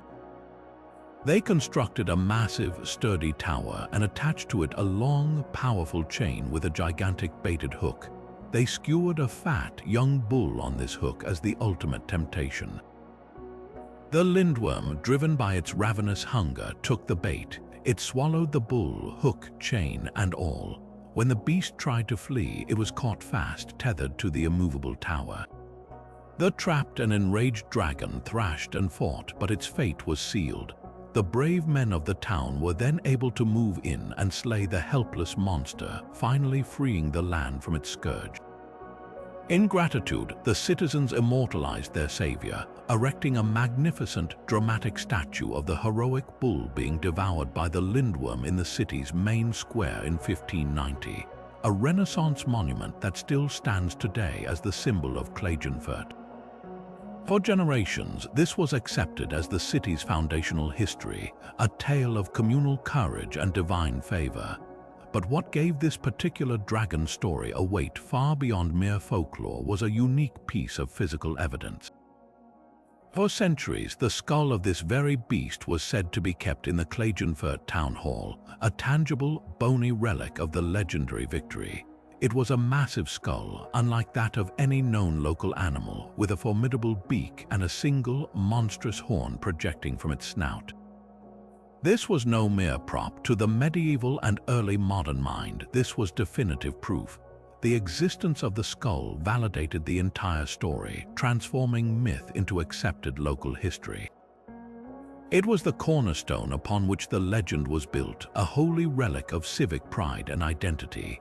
The mystery, however, would be solved not by a historian but by a pioneering naturalist. In the 1840s, the fossil was examined by the renowned Austrian scientist Franz Unjou. A man steeped in the burgeoning science of paleontology, Unjou immediately recognized the skull for what it truly was. This was not the remains of a mythical dragon. It was the perfectly preserved skull of a Coelodonta antiquitatis, a woolly rhinoceros. an Ice Age megafauna that had roamed the alpine valleys of Europe tens of thousands of years before the city of Klagenfurt was even a dream. The glaciers of the last Ice Age had scoured the landscape, and as they receded, they left behind a buried bounty of prehistoric bones. This particular skull had likely been unearthed by farmers or found eroding from a riverbank in the Middle Ages. For people with no concept of deep time or extinct species, there was only one possible explanation for such a bizarre and terrifying object. It must be the skull of a dragon. The misidentification was perfectly logical from their worldview, and it provided a spectacular origin story that was eagerly embraced and celebrated. The story of the Klagenfurt lindworm is so much more than a simple case of mistaken identity. It is a perfect window into the medieval understanding of the natural world, a world view where the boundaries between the known and the unknown were porous and where the line between science and scripture was blurred. In a time before the scientific method, evidence was often bent to fit pre-existing narratives, especially those found in the Bible or classical texts like Pliny the Elder's Natural History, which spoke authoritatively of dragons and other monstrous creatures. The discovery of a strange bone didn't challenge their beliefs, it confirmed them.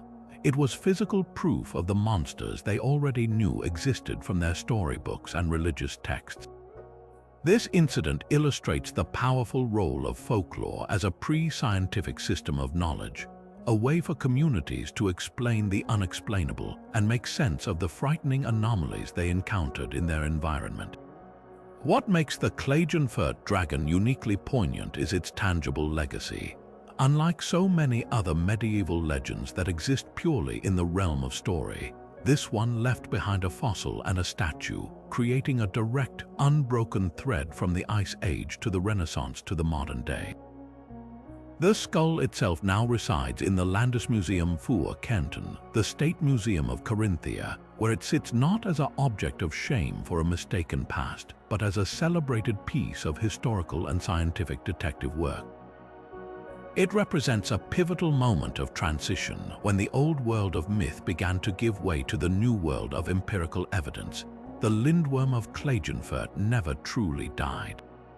It was simply reborn, transforming from a monster of legend into a powerful symbol of human curiosity, showing us that the most fantastic stories often have their roots in a truth far more fascinating than the fiction they inspired.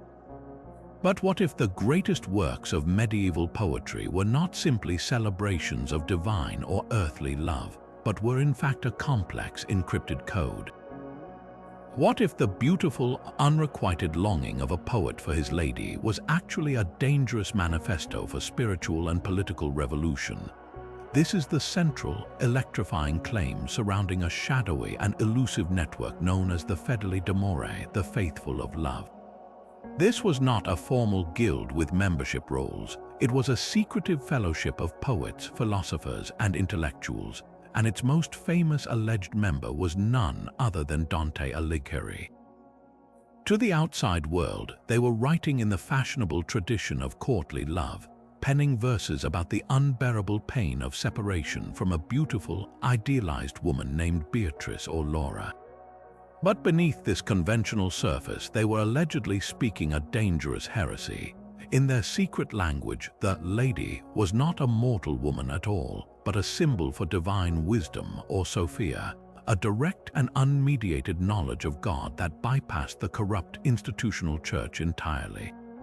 The poet's longing was the soul's yearning for spiritual enlightenment, and the barriers to his love the jealous husband. The gossiping courtiers represented the oppressive doctrines and authorities of the Orthodox religion that stood between humanity and true grace.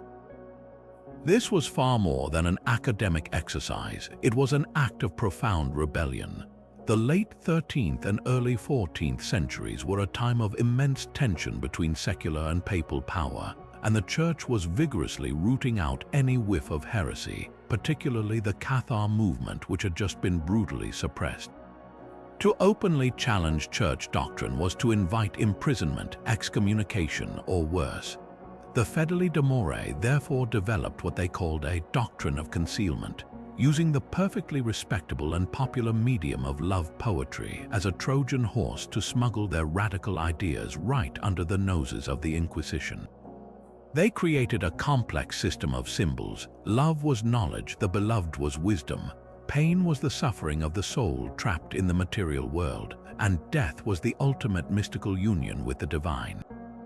A poem like Dante's Vita Nuova, which on the surface is the story of his chaste love for Beatrice, becomes a coded manual for the soul's journey when read through this lens.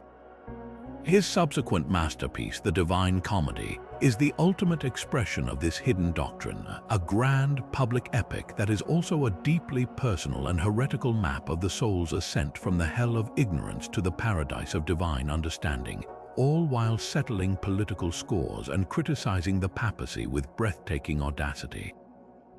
The connections between the Fedeli d'Amore and other underground movements of the time are where the mystery deepens considerably.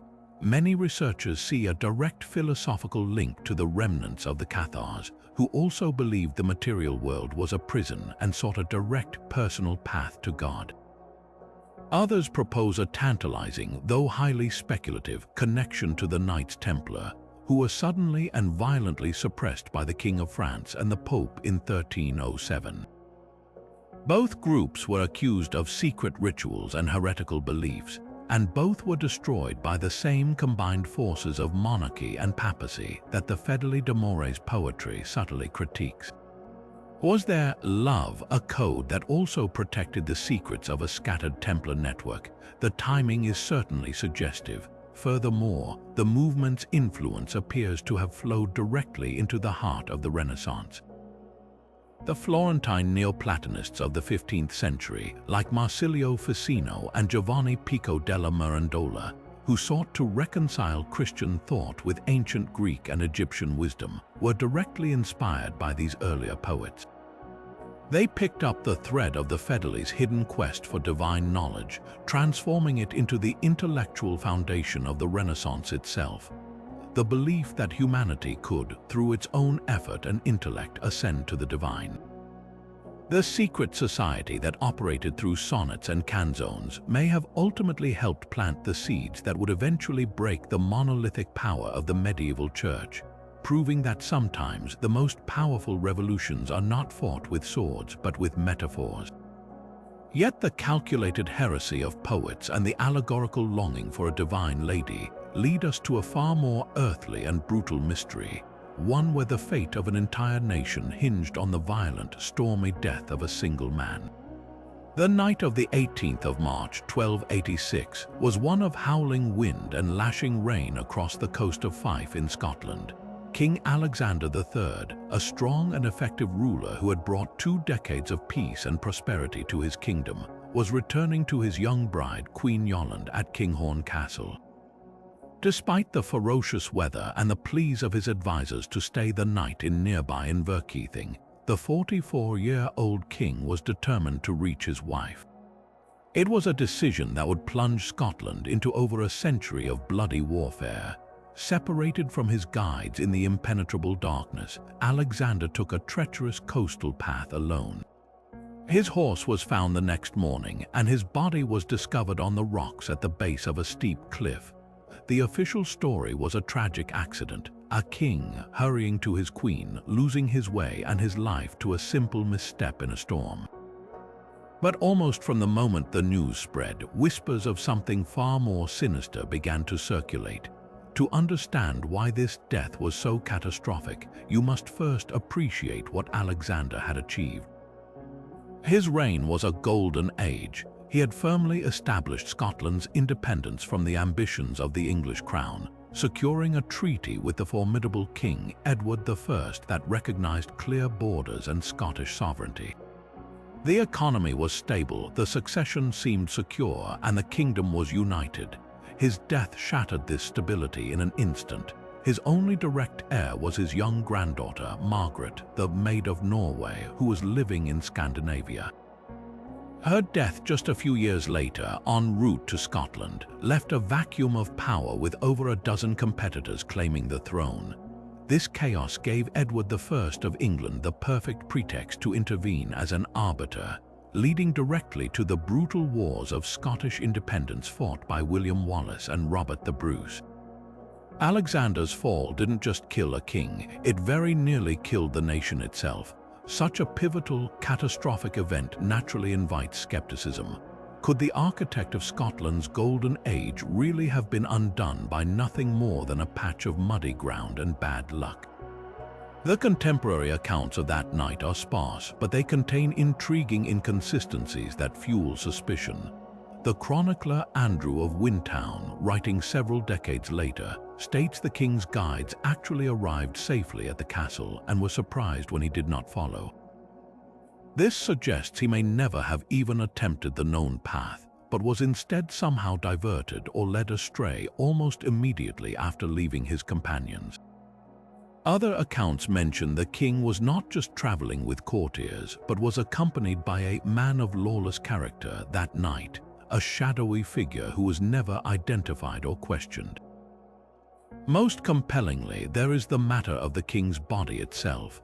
The official story claims he broke his neck in the fall, a common enough riding accident. Yet persistent local legends and later historical analyses point to a more gruesome detail. The king's throat was cut. If true, this is the detail that transforms the narrative from tragedy to assassination. A broken neck is a plausible accident. A slit throat is an unmistakable act of murder. This opens the door to the compelling possibility of a political conspiracy. Alexander's strong rule, while good for the country, inevitably created powerful enemies. He had centralized power and curtailed the influence of some of the most powerful noble families in Scotland, particularly the MacDougals, Lords of Lorne, and the Comyns, the most powerful faction in the country. These Mormaers, or Great Lords, had seen their own autonomy diminished under his firm hand. His death and the ensuing succession crisis would instantly restore their power and influence as kingmakers. Furthermore, there was a significant faction at court and among the nobility that was deeply unhappy with his pro-Western policy and his second marriage to Yolande de Dreux, a French noblewoman. This alliance was designed to counterbalance English influence, but it threatened those who favored closer ties with England and stood to benefit from them. A sudden, accidental death was almost too convenient for these aggrieved parties. By removing Alexander, they could reset the political board, reclaim their lost privileges, and steer Scotland toward a future that better served their own interests, even if it risked the very independence Alexander had fought so hard to preserve. Modern forensic analysis applied to these medieval sources strengthens the case for foul play. Let's re-examine the scene. A seasoned king, an experienced horseman familiar with this terrain, decides to ride a short, well-known coastal path in a storm. It was certainly risky, but not necessarily suicidal. The claim that his horse simply lost its footing becomes less convincing when you consider the alternative, an ambush. The storm provided perfect cover not just for a lost king, but for assassins. The howling wind would mask the sounds of a struggle, and the darkness would conceal the attackers. A horse could easily be spooked by men leaping from the shadows, throwing its rider directly into the hands of waiting conspirators on the ground. The supposed cut throat is the critical piece of evidence. If the fall itself was fatal, why would an assassin need to ensure the king's death in such a graphic and personal way? The answer is both practical and symbolic. Practically, it guaranteed the job was done. Symbolically, it was a message, a brutal silencing of a king who had himself silenced the ambitions of others. The subsequent history of Scotland reads like the consequence of this single, violent act. The swift and total collapse of the stable kingdom into a bloody free-for-all of competing claims has all the hallmarks of a power vacuum carefully engineered by those who stood to gain the most from the chaos. The storm over Kinghorn that night may have been meteorological, but the tempest that followed was entirely man-made, leaving us to wonder if the rocks that killed Alexander III were not slick with rain, but with the blood of a political murder that successfully disguised itself as a tragic accident for over 7 centuries. From the calculated political assassination of a Scottish king, we now venture into the open sea, where a different kind of vanishing act unfolded, one that left behind not a body, but a perfectly preserved and utterly deserted world. The cold waters of the Baltic Sea in the 14th century were a vital highway for the Hanseatic League, a powerful confederation of merchant guilds that dominated northern European trade. Their cog ships with their high sides and single square sails were the lifeblood of commerce, carrying timber, fur, amber, and grain between bustling ports. It was on this busy maritime corridor that sailors made a discovery so chilling it became the archetype for every ghost ship legend to follow. A fully laden merchant cog was spotted adrift, its sail slightly furled as if recently tended, but moving with a listless, aimless motion that signaled something was terribly wrong. A boarding party, likely from another Hanseatic vessel, climbed aboard to investigate and stepped into a scene of profound and silent mystery. The ship was found in a state of suspended animation, a snapshot of a moment brutally interrupted. Below decks, a pot of stew still hung over the embers of a dying fire in the galley, the food within barely warm but not yet spoiled. Personal belongings were neatly stowed. Charts and navigational tools lay on a table as if just set down. Most eerily of all, the ship's entire valuable cargo, whether it was barrels of salted herring, bundles of precious furs, or blocks of amber, remained completely untouched and secured in the hold. The only thing missing was the crew. Every single soul on board had vanished without a trace. There was no sign of a struggle, no evidence of violence, no splintered rails or blood-stained decks to suggest a pirate attack. The lifeboat, or yawl, was still secured in its davits. It was as if the entire complement of sailors had been plucked from the deck by an invisible hand and swallowed by the sea, leaving their ship and their supper behind as the only witnesses to their inexplicable disappearance. This medieval account, documented in league logs and sea captain testimonies, presents a puzzle that has fascinated historians for centuries. The first and most logical explanation is piracy. The Baltic was not immune to raiders, and a cunning attack could theoretically explain the scene. Perhaps a smaller, faster vessel filled with brigands had pulled alongside under a false flag of friendship. The crew, caught off guard, might have been overpowered quickly and taken captive to be sold into slavery, a common fate in that era. The lack of a struggle could be explained if the boarding was so swift and overwhelming that the merchant sailors surrendered without a fight to avoid being slaughtered. The pirates, having secured their human prize and knowing the cog itself was too slow and identifiable to easily sell, would have simply taken the crew and left the ship to drift, perhaps intending to return for the cargo later but never getting the chance. This theory is clean and logical, fitting the criminal realities of the age. Yet the piracy theory begins to fray at the edges under closer scrutiny. If the goal was plunder and slaves, why leave the incredibly valuable cargo behind? A pirate's entire motive is profit, and abandoning a ship filled with saleable goods makes little sense. Furthermore, the untouched meal in the galley is a powerful counter-argument. A violent boarding, no matter how swift, would have caused chaos. The cook would have surely been disturbed, the pot likely knocked over in the scuffle. The eerie normality of the scene, with everything in its place except the people, suggests a far more sudden and passive event, one that struck the entire crew simultaneously and without warning. This leads to the second major category of explanation, a sudden, catastrophic natural event or illness. The Baltic is known for its dangerous and unpredictable weather. A rogue wave, a massive wall of water that strikes without warning, is a terrifying possibility. Such a wave could have swept across the deck with immense force, cleaning it of every single person in an instant before they could even cry out. The wave would then recede, leaving the structurally sound ship to float on, its crew lost to the depths. Alternatively, the threat could have been invisible.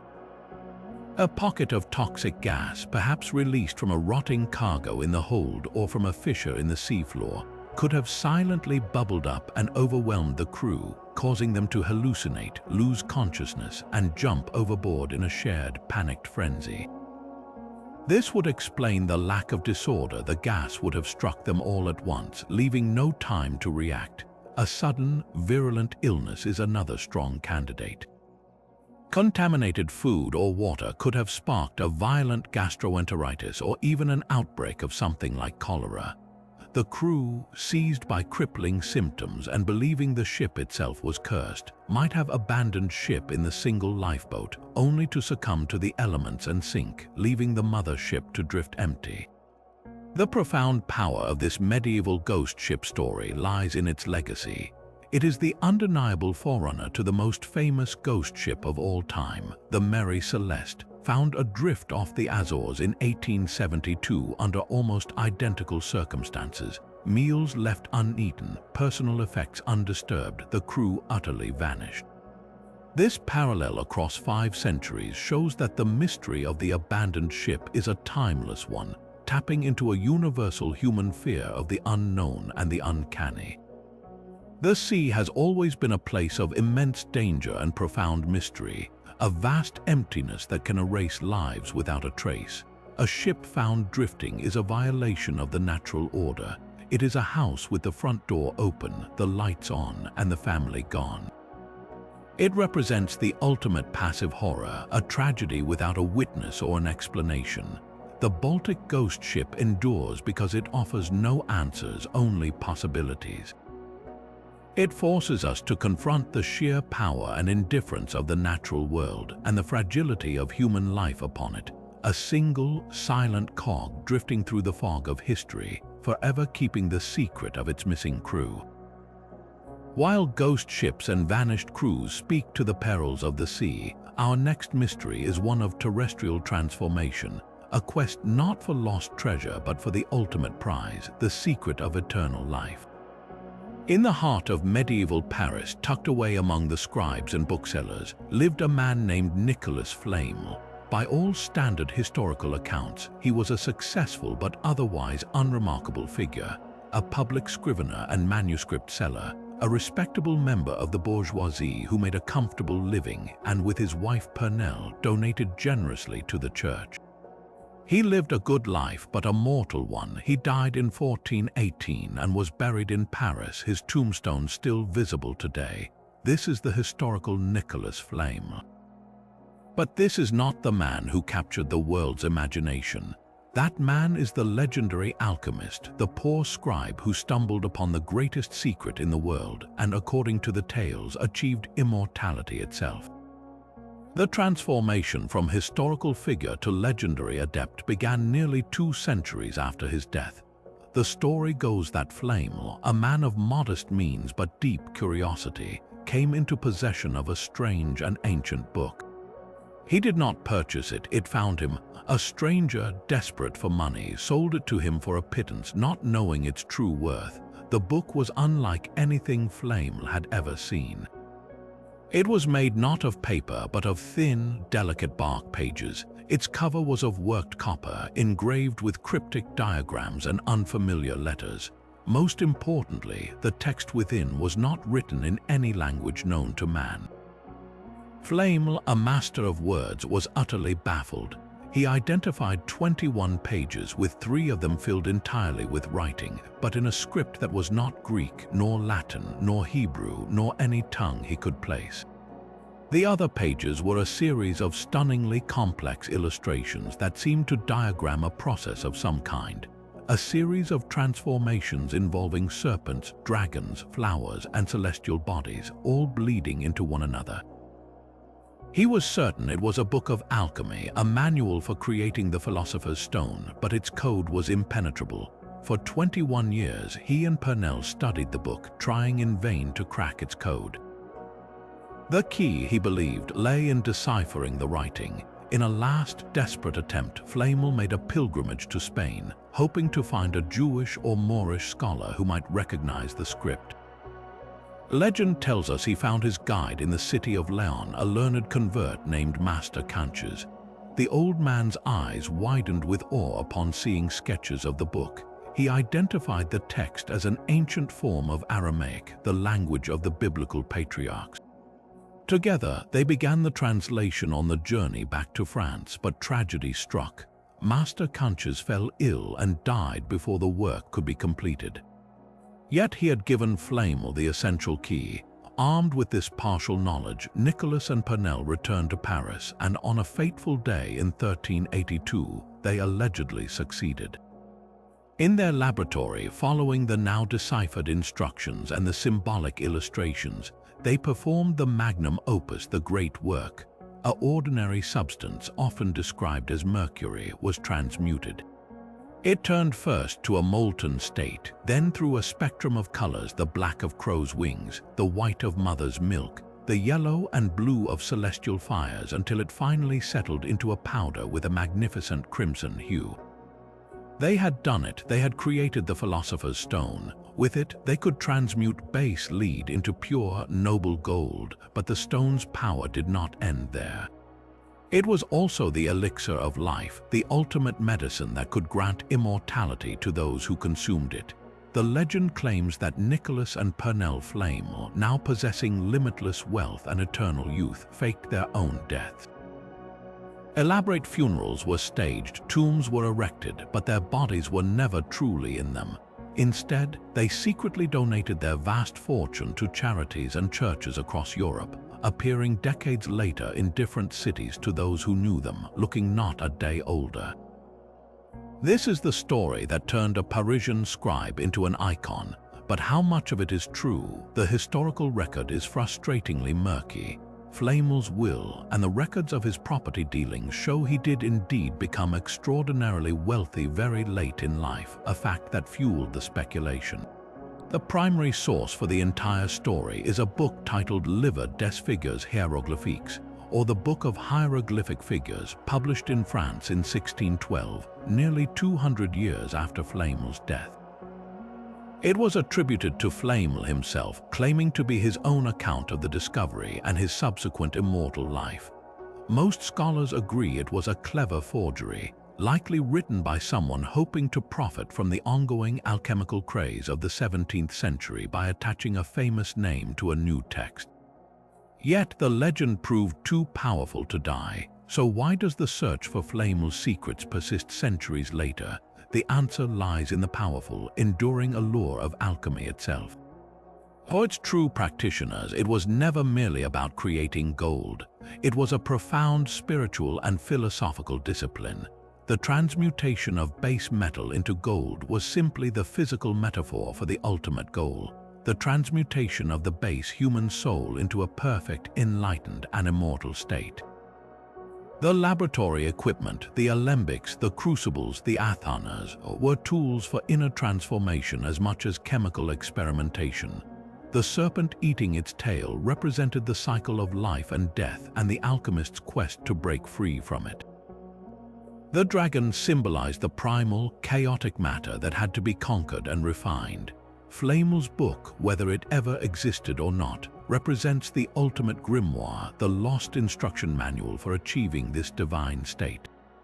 People still search for it because it promises answers to the two most fundamental human desires, unlimited understanding and eternal life. It is the medieval equivalent of the singularity, a moment where science, magic, and spirituality converge to elevate humanity beyond its natural limits. The truth of Nicholas Flamel is ultimately irrelevant next to the power of his story. He became the everyman who achieved the impossible, a beacon of hope that the greatest secrets of the universe are not reserved for gods or kings, but could be discovered by anyone, even a humble bookseller, if only they could find the right key. Leaving the alchemical dreams of Nicholas Flamel behind, we now turn to an object of breathtaking beauty and chilling legend, a gem whose story weaves from the sacred into the cursed. Its blue is the color of a deep twilight ocean, a mesmerizing hue that has captivated kings and commoners alike for centuries. This is the Hope Diamond, the most famous cursed object in the world, and its tale of misfortune begins not in the vaults of Europe, but in the sun-baked soil of medieval India, where it was believed to be not a jewel, but the literal eye of a goddess. Our journey takes us to the Kolar mine on the banks of the Krishna River in the Golconda region, a place that was, for centuries, the only source of the world's most coveted diamonds. It was here, sometime in the mid-17th century according to most historical estimates, that a massive, uncut blue diamond of unparalleled quality was pulled from the earth. But the legend, the one that fuels the curse, pushes this origin story back much further, deep into the medieval period. The story goes that the stone was not merely found, but was pried from the forehead, or perhaps the eye of a sacred statue of the Hindu goddess Sita, the consort of Lord Rama, and the very embodiment of wifely virtue and devotion. In this version of the tale, a thief, driven by greed and blinded to sacrilege, committed the ultimate act of desecration to steal the jewel from its temple setting. It is from this violent and profane act that the curse is said to have been born, a divine punishment placed upon the stone and all who would possess it, a spectral chain of misfortune linking its owners for generations. But can we trace this narrative back to actual medieval sources? The frustrating and fascinating answer is no. The earliest written accounts of the diamond's Indian origins and its temple theft only appear in the 19th and early 20th centuries, long after the stone had passed through numerous European hands. This timeline strongly suggests the curse story is a later invention, a piece of sensational folklore that was grafted onto the diamond's history to heighten its mystique and marketability.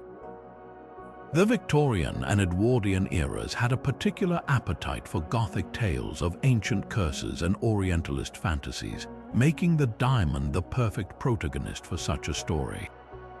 Journalists and gem dealers, perhaps even the owners themselves, likely embellished the stone's past to create a more compelling and ultimately more valuable narrative.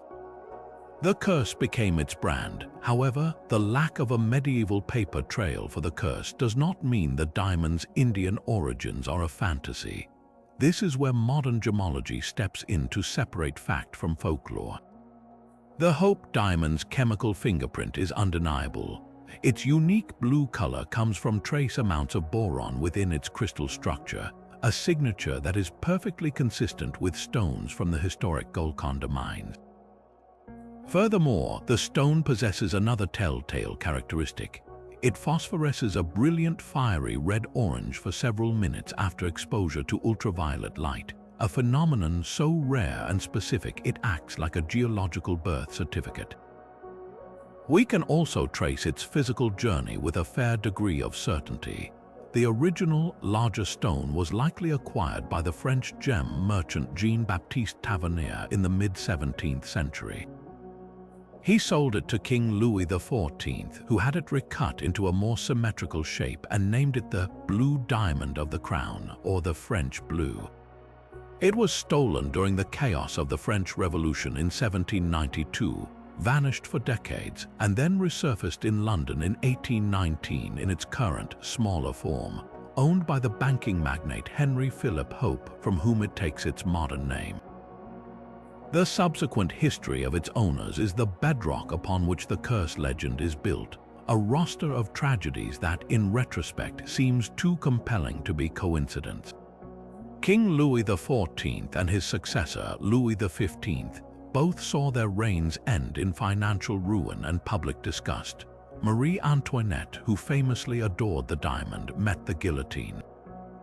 Henry Hope's family descended into bankruptcy and scandal.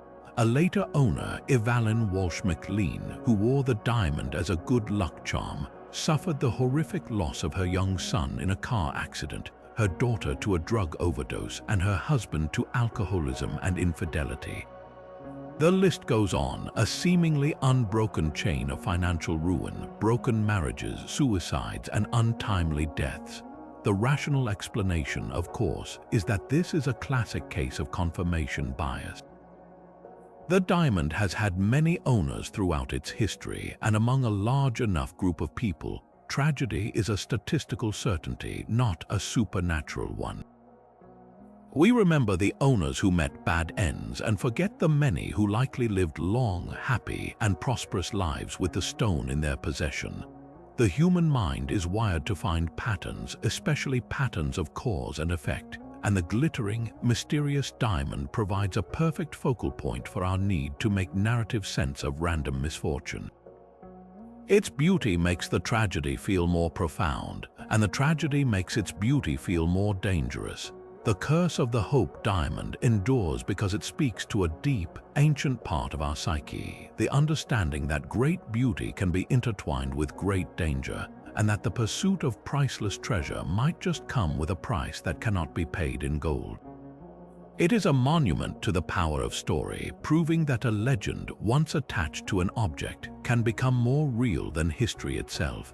Its shadow longer and far more enduring than the light that shines from its perfect blue depths. Rising from the fertile plains of France's Beauce region, the Chartres Cathedral is not merely a building. It is a sublime symphony in stone, a perfect expression of faith and geometry that has dominated the skyline for over 800 years. Its two mismatched spires, one a Romanesque pyramid of sober simplicity, the other a flamboyant Gothic rocket ship of intricate lacework, reach for the heavens, a testament to a construction project so ambitious it defies its own time. Yet, for all its staggering presence and world-altering significance, the cathedral holds onto its most intimate secret with unwavering resolve, the identity of the genius who designed it. In an era when the great master builders were often celebrated, the name of the architect of Chartres has been utterly erased from history.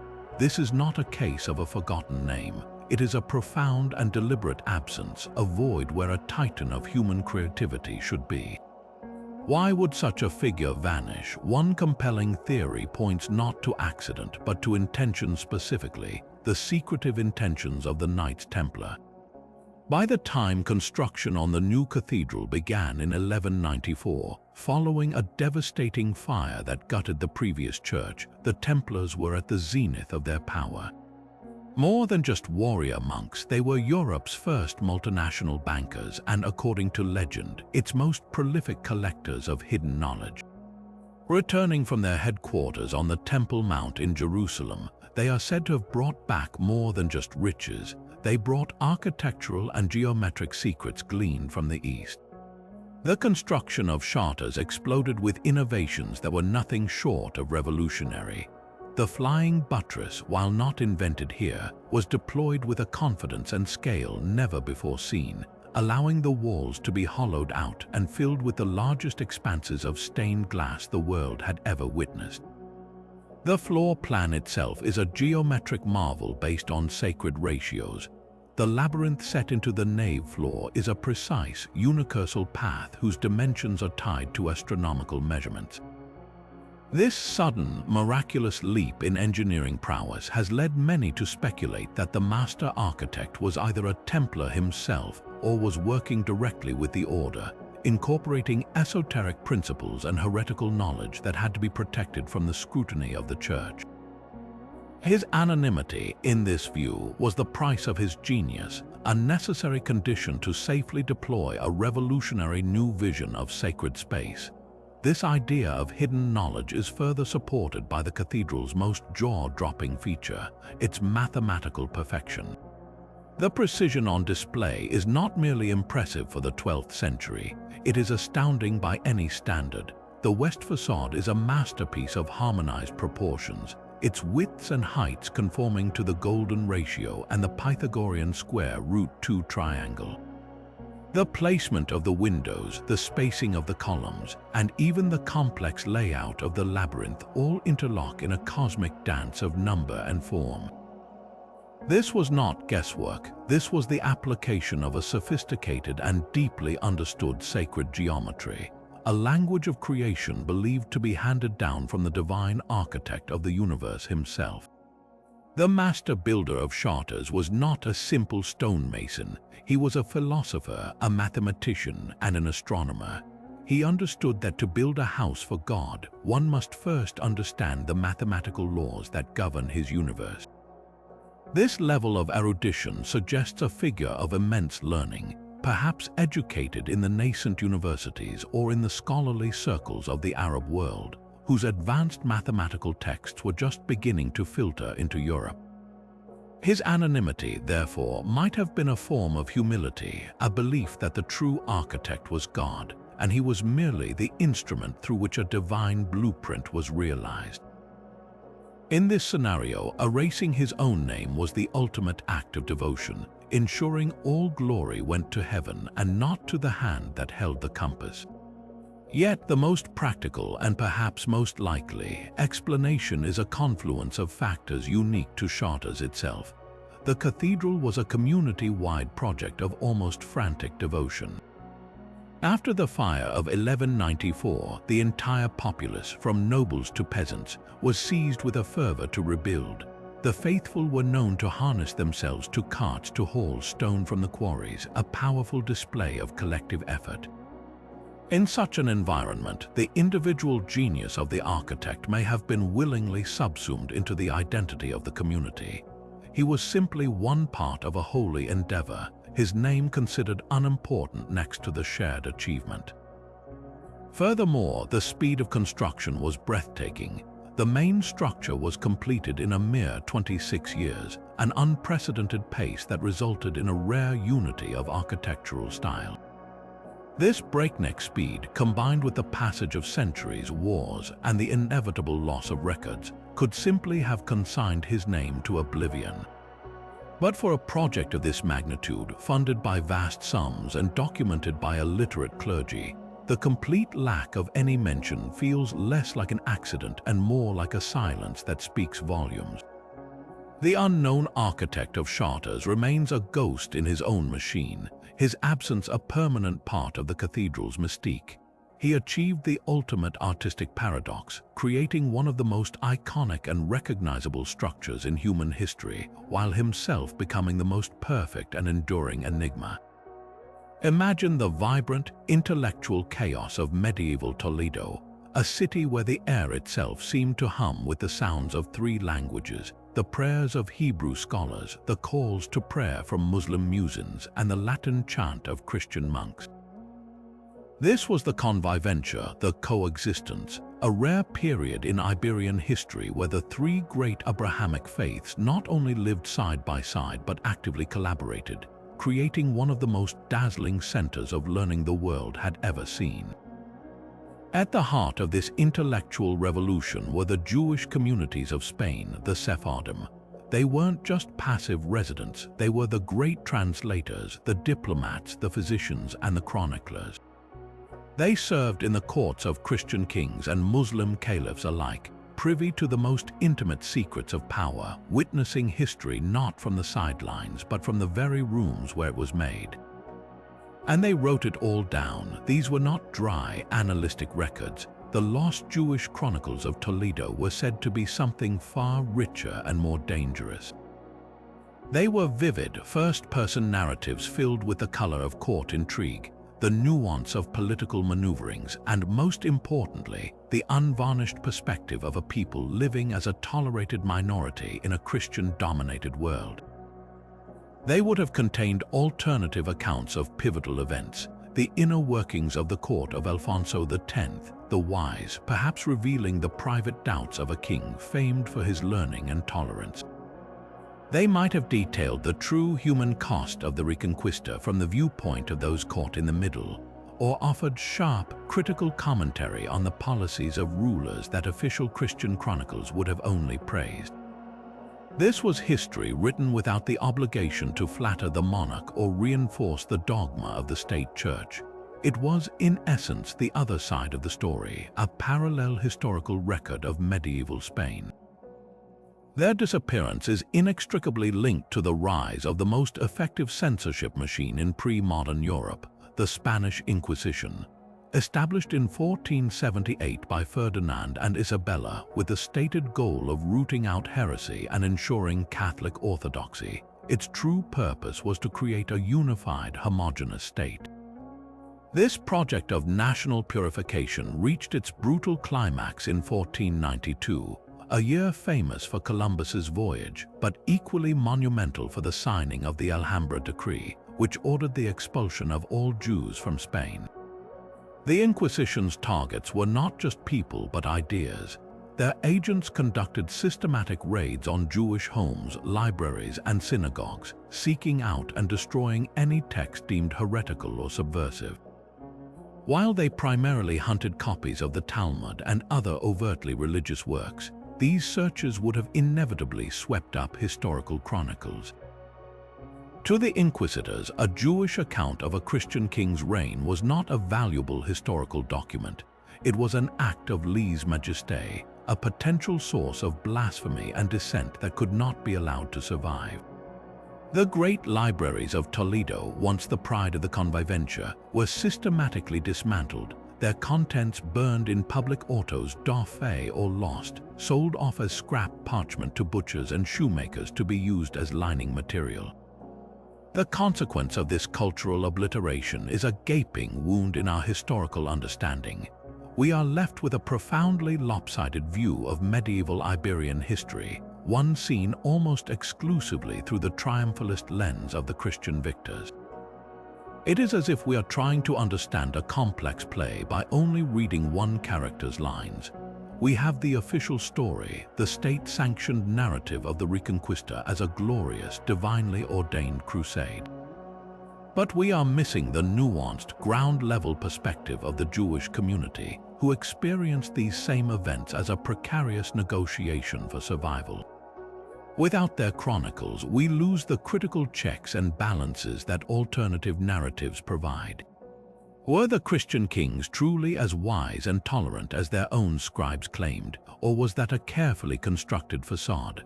What were the true triggers behind the pogroms that periodically swept through Jewish quarters? The answers to these questions died with the scrolls and codices that were fed into the flames. Yet, the story doesn't end entirely in ash. There are tantalizing fragments that suggest some of this knowledge may have survived, hidden away, or taken into exile. Following the expulsion, Sephardic Jews carried their culture with them across the Mediterranean and into the Ottoman Empire. Their rich oral traditions, their songs known as romanceros, and their folk tales often contain cryptic historical echoes, fragments of memory about life in Sepharad, the name they gave to their lost Spanish homeland. Furthermore, the relentless work of modern scholars sifting through archives across Europe and the Middle East continues to turn up fascinating clues. A passing reference in a rabbinical responsa, a fragment of a letter preserved in a genizer, a storage room for worn-out sacred texts, or a curious anecdote in a later history written in Salonika or Amsterdam. These scattered pieces are like finding a few pages of a vast, burned novel. They hint at the epic scope of what was lost but can never recreate the whole. The lost Jewish chronicles of Toledo represent one of history's great silences, a deliberate void where a chorus of voices used to sing. They remind us that history is not just about what is remembered, but what is chosen to be forgotten, and that the quest for religious purity often exacts its highest price in the currency of memory itself. Imagine a map so accurate, so impossibly advanced for its time, that it seems to chart a continent hidden beneath a mile of ice, a continent that wouldn't be officially discovered for another 300 years. This isn't the plot of a fantasy novel, it's the genuine, baffling mystery of the Piri Reis map of 1513. Drawn on gazelle skin by the Ottoman admiral and cartographer Piri Reis, the map is a stunning artifact in its own right, blending the known world of the early 16th century with coastlines and details that defy all rational explanation. Reis himself wrote notes on the map claiming he had used source charts dating back to the time of Alexander the Great, and had compiled it from 20 different older maps, some of which were allegedly drawn by ancient mariners.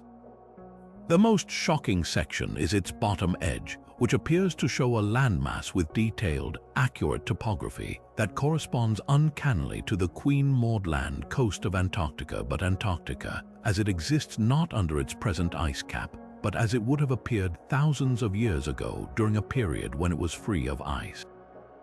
The controversy erupted in the mid-20th century when the map was submitted to the U.S. Air Force for analysis.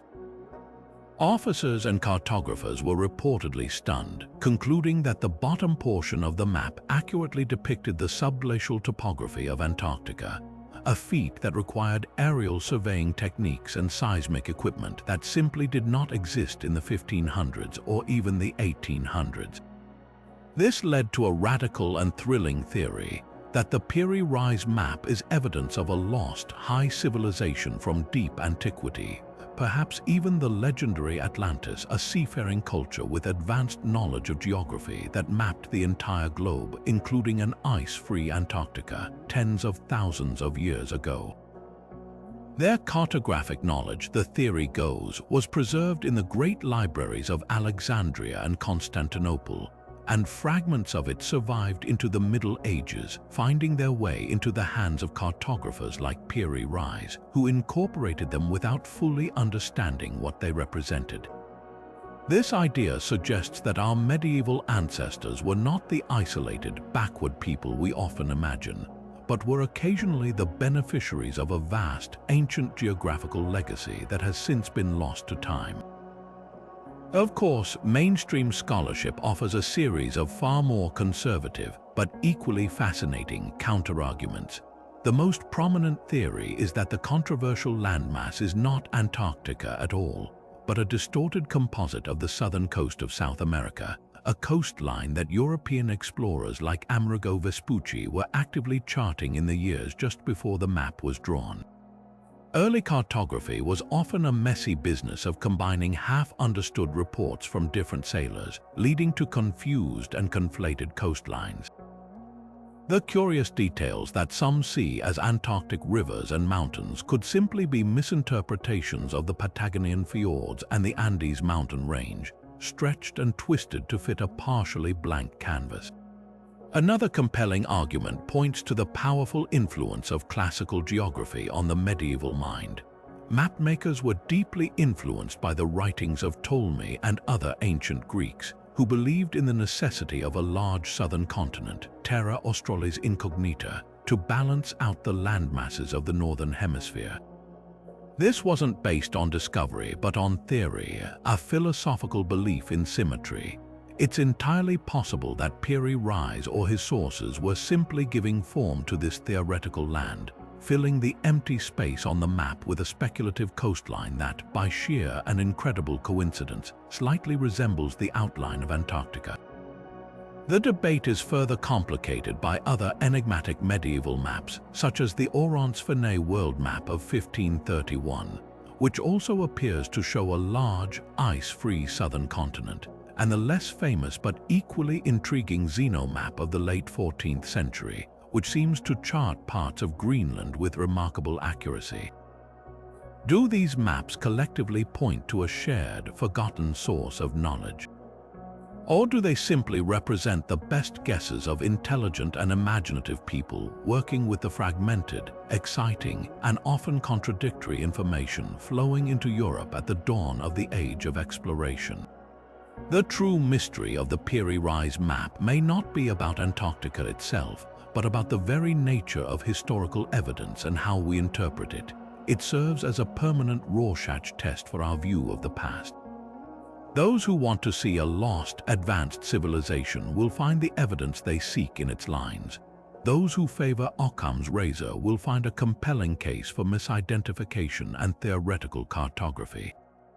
The map refuses to give up a single, easy answer, forcing us to live in that uncomfortable, thrilling space between what we can prove and what we can imagine.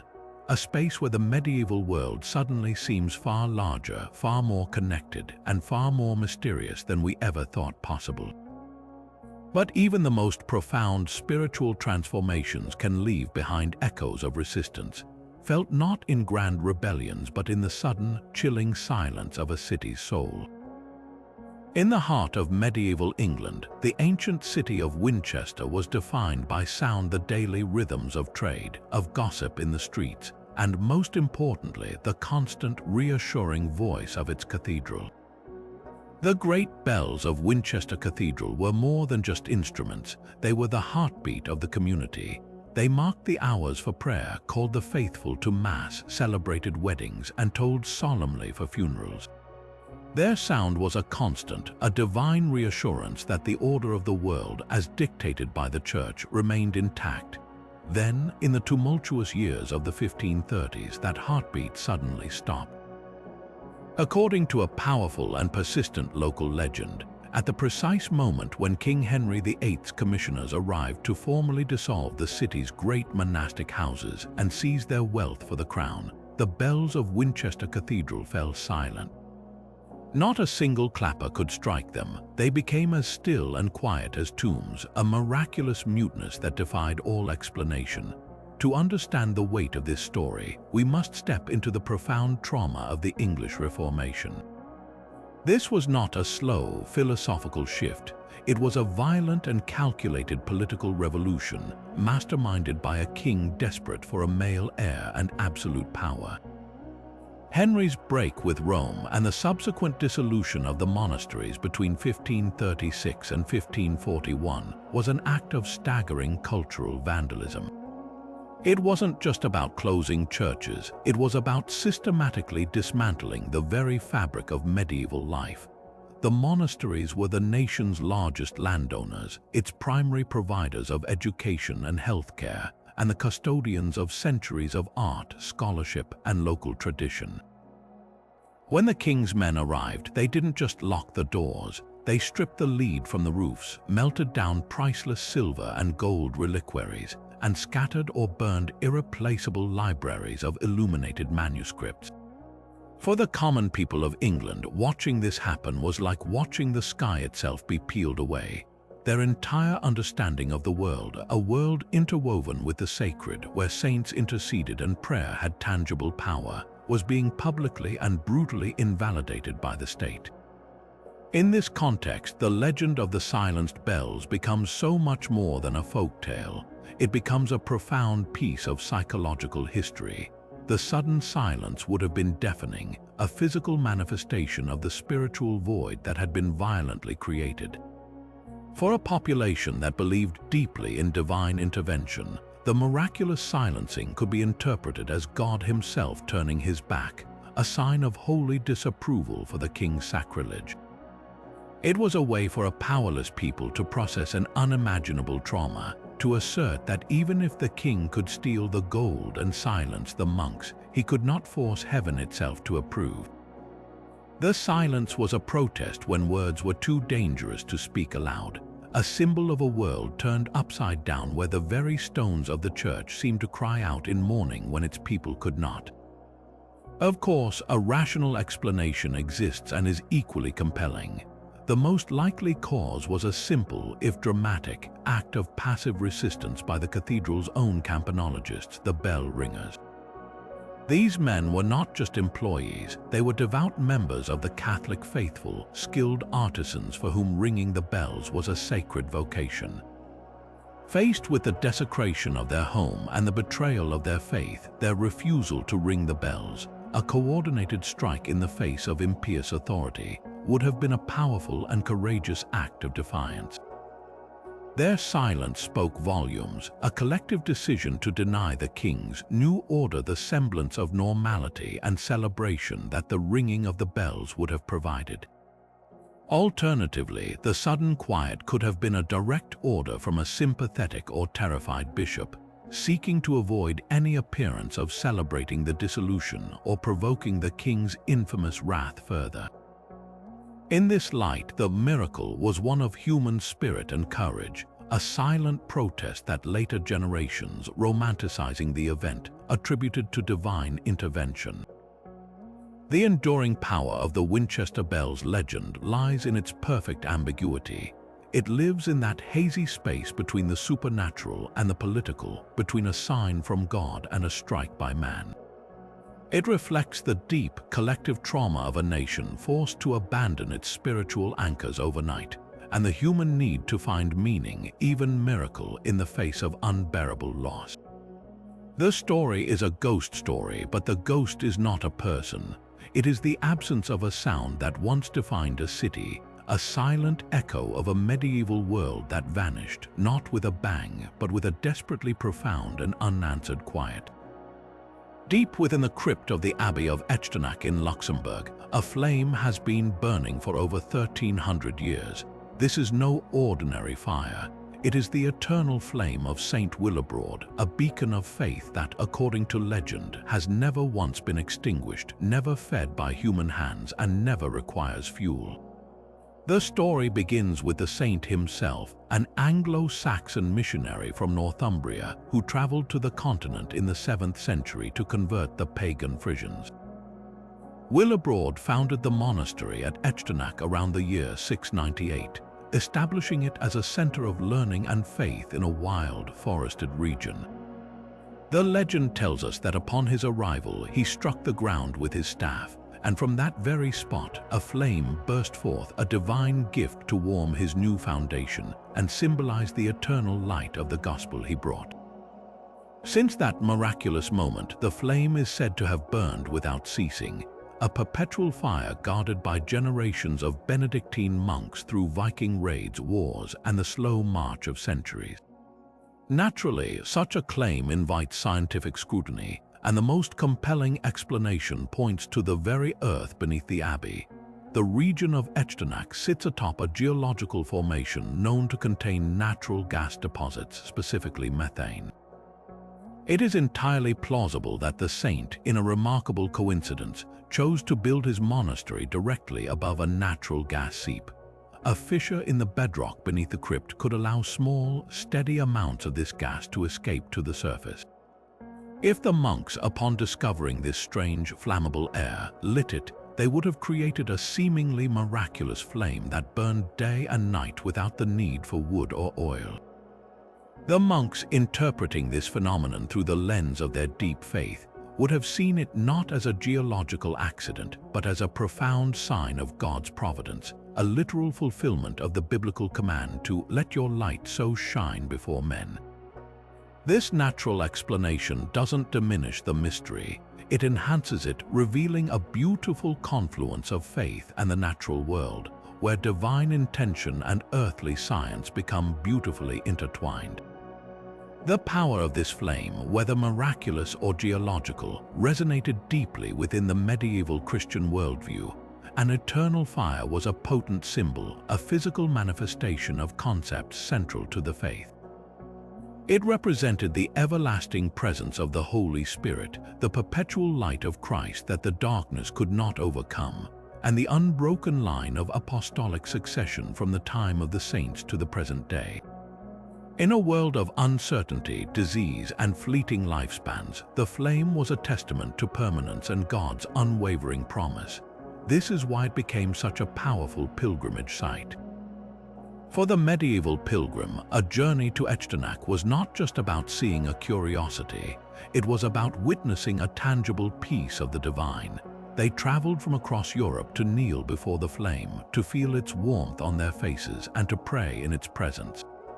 They believed that this fire, sparked by a saint, carried a portion of his holiness, and that their petitions offered beside it would be carried more directly to heaven.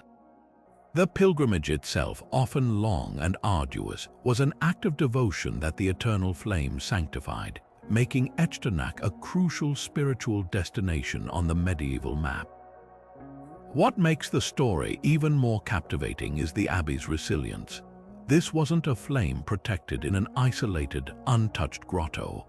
The monastery was sacked and burned by Vikings in the 9th century.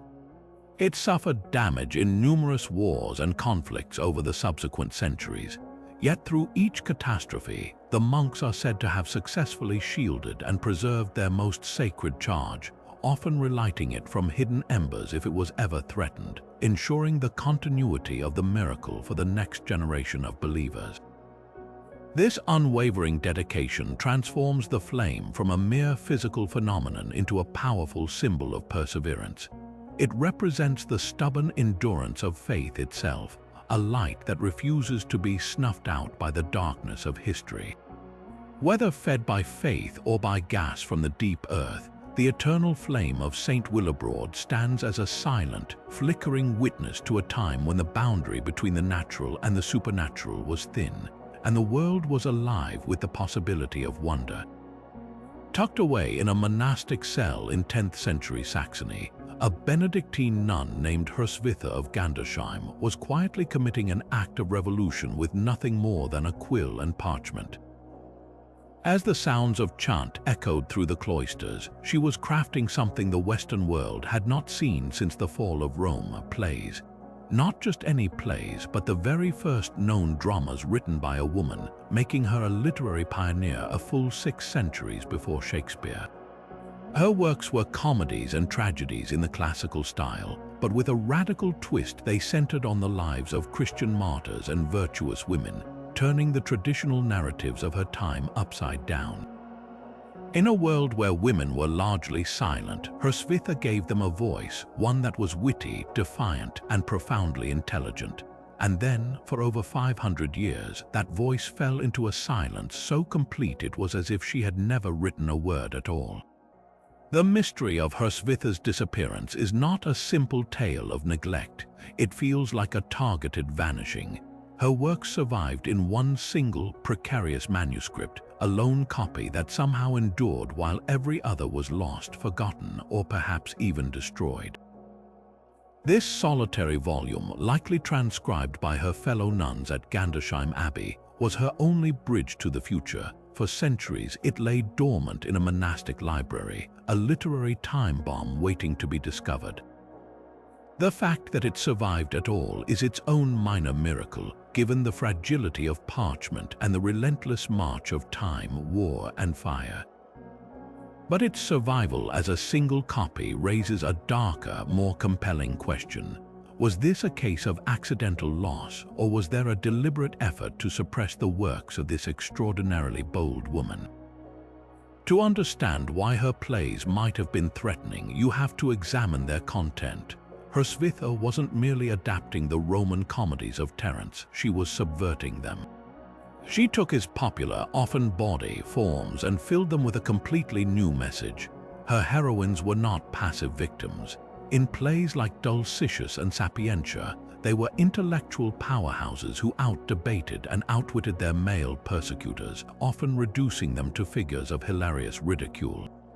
In Dulcicius, a group of virgin martyrs are imprisoned by a foolish Roman governor who, enchanted by their beauty, tries to sneak into the pantry to seduce them. In a divine twist, he becomes delusional and ends up passionately kissing and embracing sooty pots and pans instead, emerging covered in grime to the laughter of his own soldiers. The women are not just holy, they are clever, sarcastic, and in control of the narrative even in the face of death. For a male-dominated church hierarchy that often promoted a model of female piety based on silent obedience and meekness, Hrsvitha's plays were dangerously empowering. They presented a vision of sanctity that was not about quiet suffering, but about active intelligence and defiant faith, a message that could have been seen as deeply disruptive. This leads to the tantalizing theory of deliberate suppression.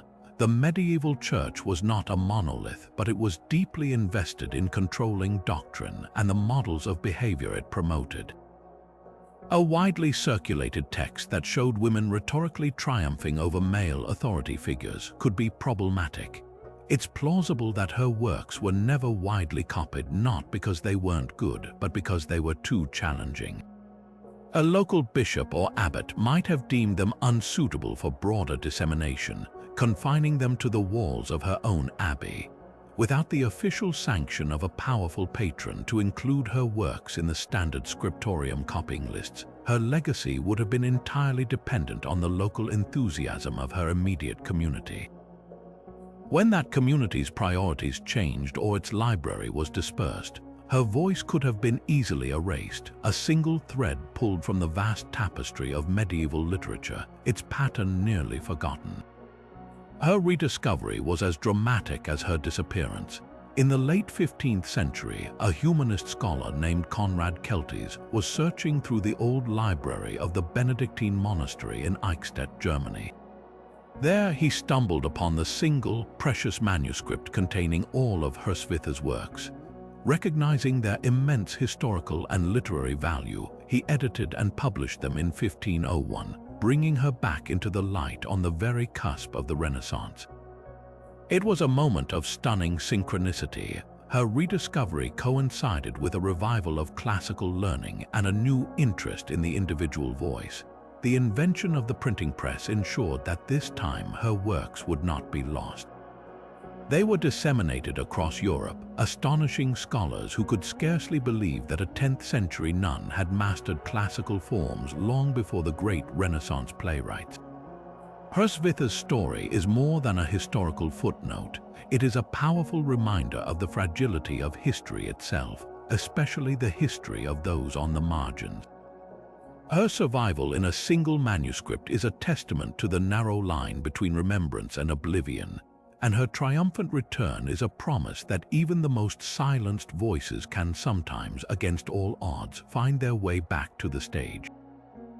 Now we travel from the silent flames of Echternach to the rolling green hills of Ireland's Boyne Valley, where a mystery even older than the medieval world itself was still very much alive in its collective imagination. Rising from the landscape is a great, circular, grass-covered mound, older than Stonehenge, older than the Egyptian pyramids. This is Newgrange, a monumental passage tomb built over 5,000 years ago by a Neolithic people whose name and language are completely lost to us. Its most famous feature is a precise astronomical alignment. For a few precious minutes at dawn around the winter solstice, a narrow beam of sunlight pierces through a specially designed roof box above the entrance, travels down a 60-foot-long stone-lined passage, and illuminates the inner burial chamber in a dramatic golden light. This was an incredible feat of engineering and celestial observation for its Stone Age builders, but our mystery isn't about how they built it. It's about why, thousands of years later, this ancient place was still a powerful, active site of legend and ritual throughout the entire medieval period. To the Christians of medieval Ireland, Newgrange was not an abandoned relic. It was a sheer, a fairy mound, one of the many hollow hills believed to be the dwelling places of the mythical Tuatha De Danann. According to legend, these were the ancient gods of Ireland, a magical race who were defeated by the incoming Milesians and who subsequently retreated into the underworld, living on in these mounds as the Aos-Shi, or people of the mound. Newgrange specifically was linked in the medieval myth cycle to the great Dagda, the good god and father figure of the Tuatha De Danann. It was said to be his sacred home, and the stories recounted how he was buried there in a splendid tomb. This association transformed the site from a curious old pile of stones into a place imbued with potent supernatural significance. The medieval Irish didn't see a tomb, they saw a portal to another world, a place where the veil between the human and the magical was tissue-thin, especially at liminal times like Samhain, the festival that would later become Halloween. This raises a fascinating question. Did any genuine memory of the tomb's original purpose survive into the Middle Ages? It seems the specific knowledge of the solstice alignment was lost, as there are no direct medieval writings about the sun illuminating the chamber. However, the continuous association of the mound with powerful, otherworldly forces and its specific link to the Dagda suggests a profound, almost instinctual understanding of its importance. The winter solstice was a time of immense power in the Celtic calendar, the darkest day of the year when the sun was reborn. That the most powerful mythological figure was connected to a structure that, unbeknownst to them, was fundamentally designed to capture that very moment of rebirth is a staggering coincidence. Or perhaps it is a cultural echo, a fragment of knowledge that persisted not as an engineering manual, but as a story, a feeling, a deep-seated recognition that this was a place where the cosmos the Earth. This continuity is powerfully illustrated by the fact that Newgrange was far from abandoned. Archaeological evidence shows that during the medieval period, the site was actively used not for burying the dead, but for something equally significant: ritual deposition.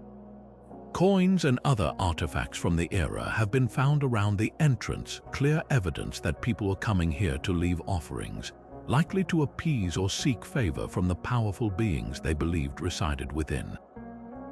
This practice shows that the monument was fully integrated into the living belief system of the time.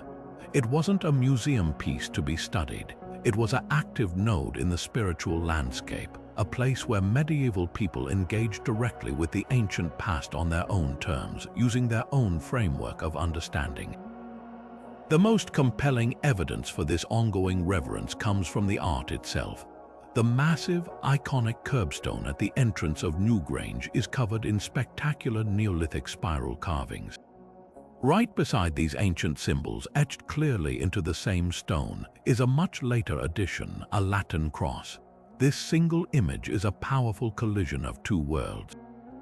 It's not an act of vandalism or an attempt to erase the old ways. Instead, it reads as an act of syncretism, a way for the newly Christianized population to sanctify a place that was already deeply holy, to claim it for the new God without denying its inherent power. They were effectively baptizing the mound, acknowledging its potent energy but redirecting that devotion toward Christ.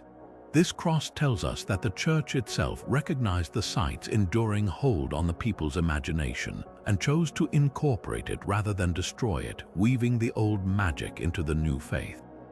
The story of medieval Newgrange ultimately reveals a profound truth about how people interact with the deep past. It shows us that knowledge is not always lost in a clean break. Sometimes it transforms, mutating from technical astronomy into powerful mythology, from a solar calendar into a fairy tale. The medieval Irish may have forgotten the precise purpose of the roof box, but they never forgot that Newgrange was special. They felt its power, they woven it into their most important stories, and they continued to worship at its doorstep for 1,000 years. This unbroken thread of reverence, stretching from the Stone Age through the Middle Ages and into the present day, makes Newgrange a unique bridge across time. It stands as a silent testament to the human need to find meaning in the landscape, to honor the mysteries left behind by our ancestors, and to believe that even the oldest stones still have something to say. For centuries, the dream of a powerful Christian ally waiting in the East was a beacon of hope for a Europe that felt besieged. On one front, they faced the relentless expansion of Islam. On the other, they grappled with internal schisms and the slow, painful collapse of their own eastern bastion, Constantinople. In this atmosphere of anxiety and longing, a letter arrived that would captivate the medieval imagination for generations.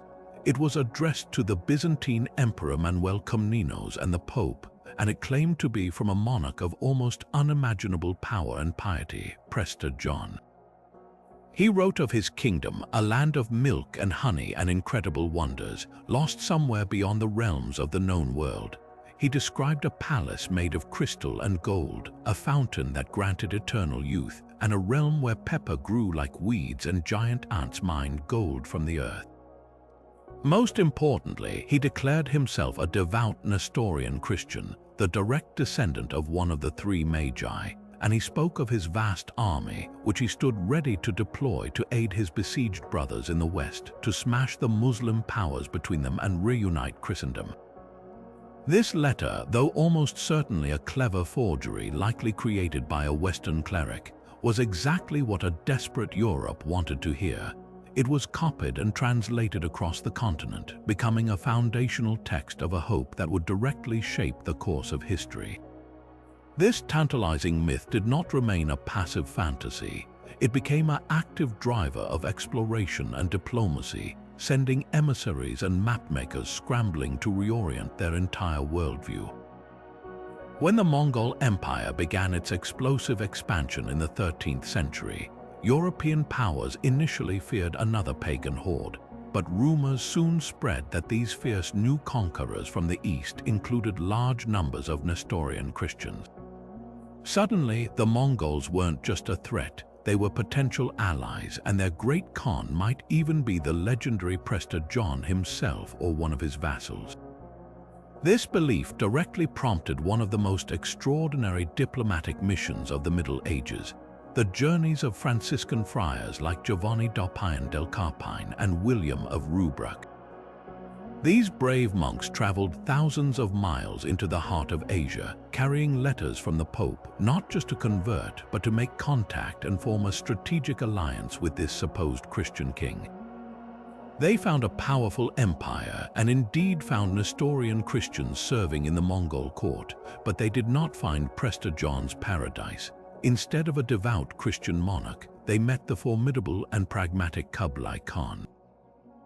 Yet, their detailed accounts of the East, its peoples, and its cultures cracked open the European worldview, providing the first reliable maps and travelogues that would later inspire a Genos navigator named Christopher Columbus.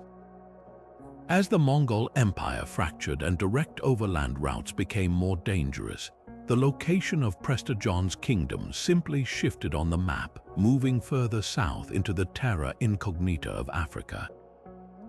This was no arbitrary change. There were real, powerful Christian kingdoms in Africa, most notably the Ethiopian Empire.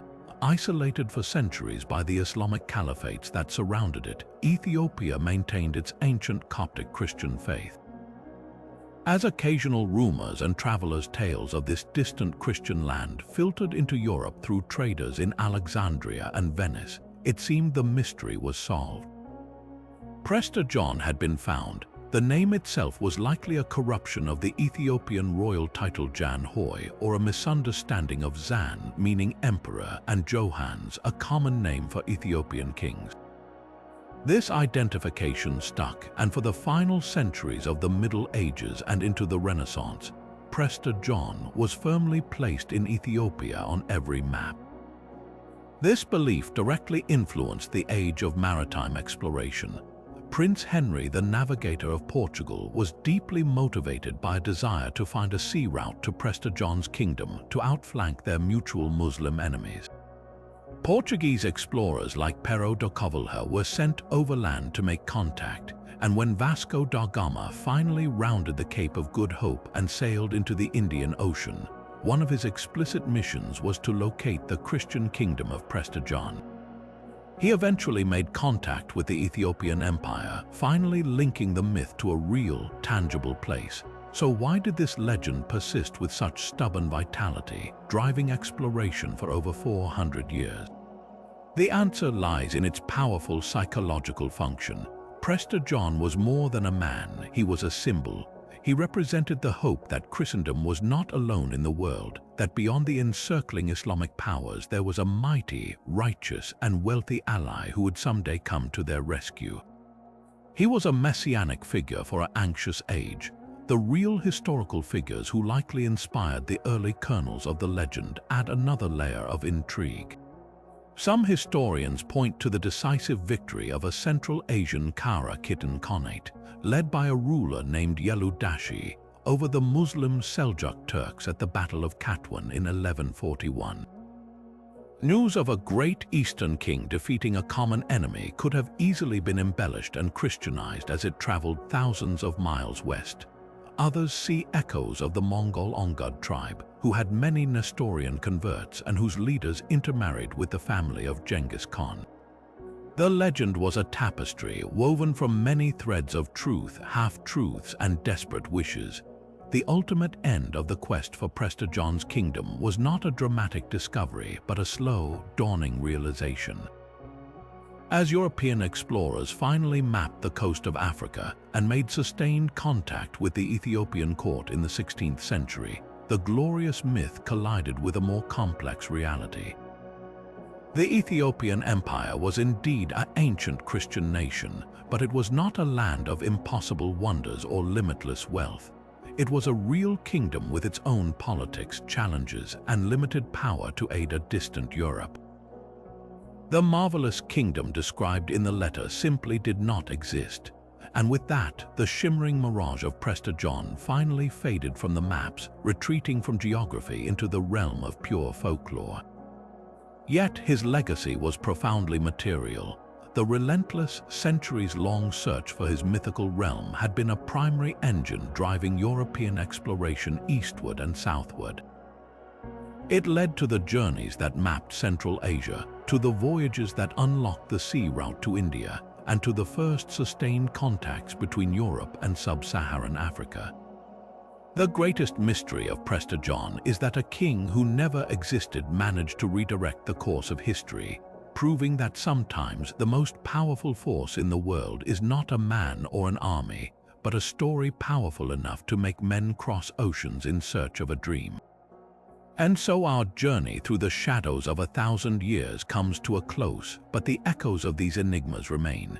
We have wandered from the phantom-filled libraries of paranoid tsars to silent villages where meals still sit uneaten on tables, from the coded margins of heretical Bibles to the deck of a ghost ship adrift on a cold sea. Each of these 30 mysteries, in its own unique way, shatters the simplistic image of the Middle Ages as a stagnant dark age. Instead, we find a period crackling with intellectual daring, spiritual complexity, and a raw human curiosity that reached across oceans and into the very cosmos itself. This was a world where architects encoded celestial mathematics into stone, where poets hid revolutionary manifestos inside love sonnets, and where the line between the natural and the supernatural was a frontier to be explored, not a barrier to be feared. What makes these puzzles so endlessly compelling is not that they lack answers, but that they invite so many. They are not closed doors, but open windows into the medieval mind, forcing us to engage with how our ancestors saw their universe. The green children of Woolpit challenge us to choose between extraterrestrial visitors and starving refugees. The silent bells of Winchester ask us to decide between divine miracle and human strike. The Voynich Manuscript remains a siren's call to the world's finest codebreakers, a testament to the fact that some secrets are so ingeniously crafted that they defy even modern solution. These are not dry academic exercises. They are living conversations with the past, debates that play out in archaeological journals, online forums, and the quiet halls of museums, connecting us across the centuries through a shared sense of wonder. This relentless fascination proves that history is far more than a collection of dates and dead kings. It is a magnificent, unfinished tapestry, and each of these mysteries is a loose thread waiting to be pulled. Perhaps a forgotten manuscript will surface in a dusty archive, or a new technology like DNA analysis will finally solve the fate of the princes in the tower. Maybe a storm will shift the sands of a Maltese beach to reveal the bronze gleam of Solomon's bell, or a gardener in France will stumble upon the hidden entrance to the Cathar Treasure vault. The thrill is in the not knowing, in the perpetual possibility that the next great discovery is just around the corner, waiting to rewrite everything we thought we understood. Now we turn the question over to you. Which of these forgotten mysteries captured your imagination most completely? Does the primal fear of the vanishing village of Österfärnebo haunt your thoughts, or are you drawn to the intricate, heretical symbolism hidden within the Anjou Bible? Perhaps the chilling precision of the dancing plague of 1518, or the tantalizing global secrets of the Piri Reis map has you desperate to learn more. Share your favorite enigma in the comments below, and let's continue this conversation about the world's most fascinating cold cases. If you've enjoyed this deep dive into the unknown, be sure to subscribe and hit the bell so you don't miss our next journey into the hidden corners of history, where the truth is always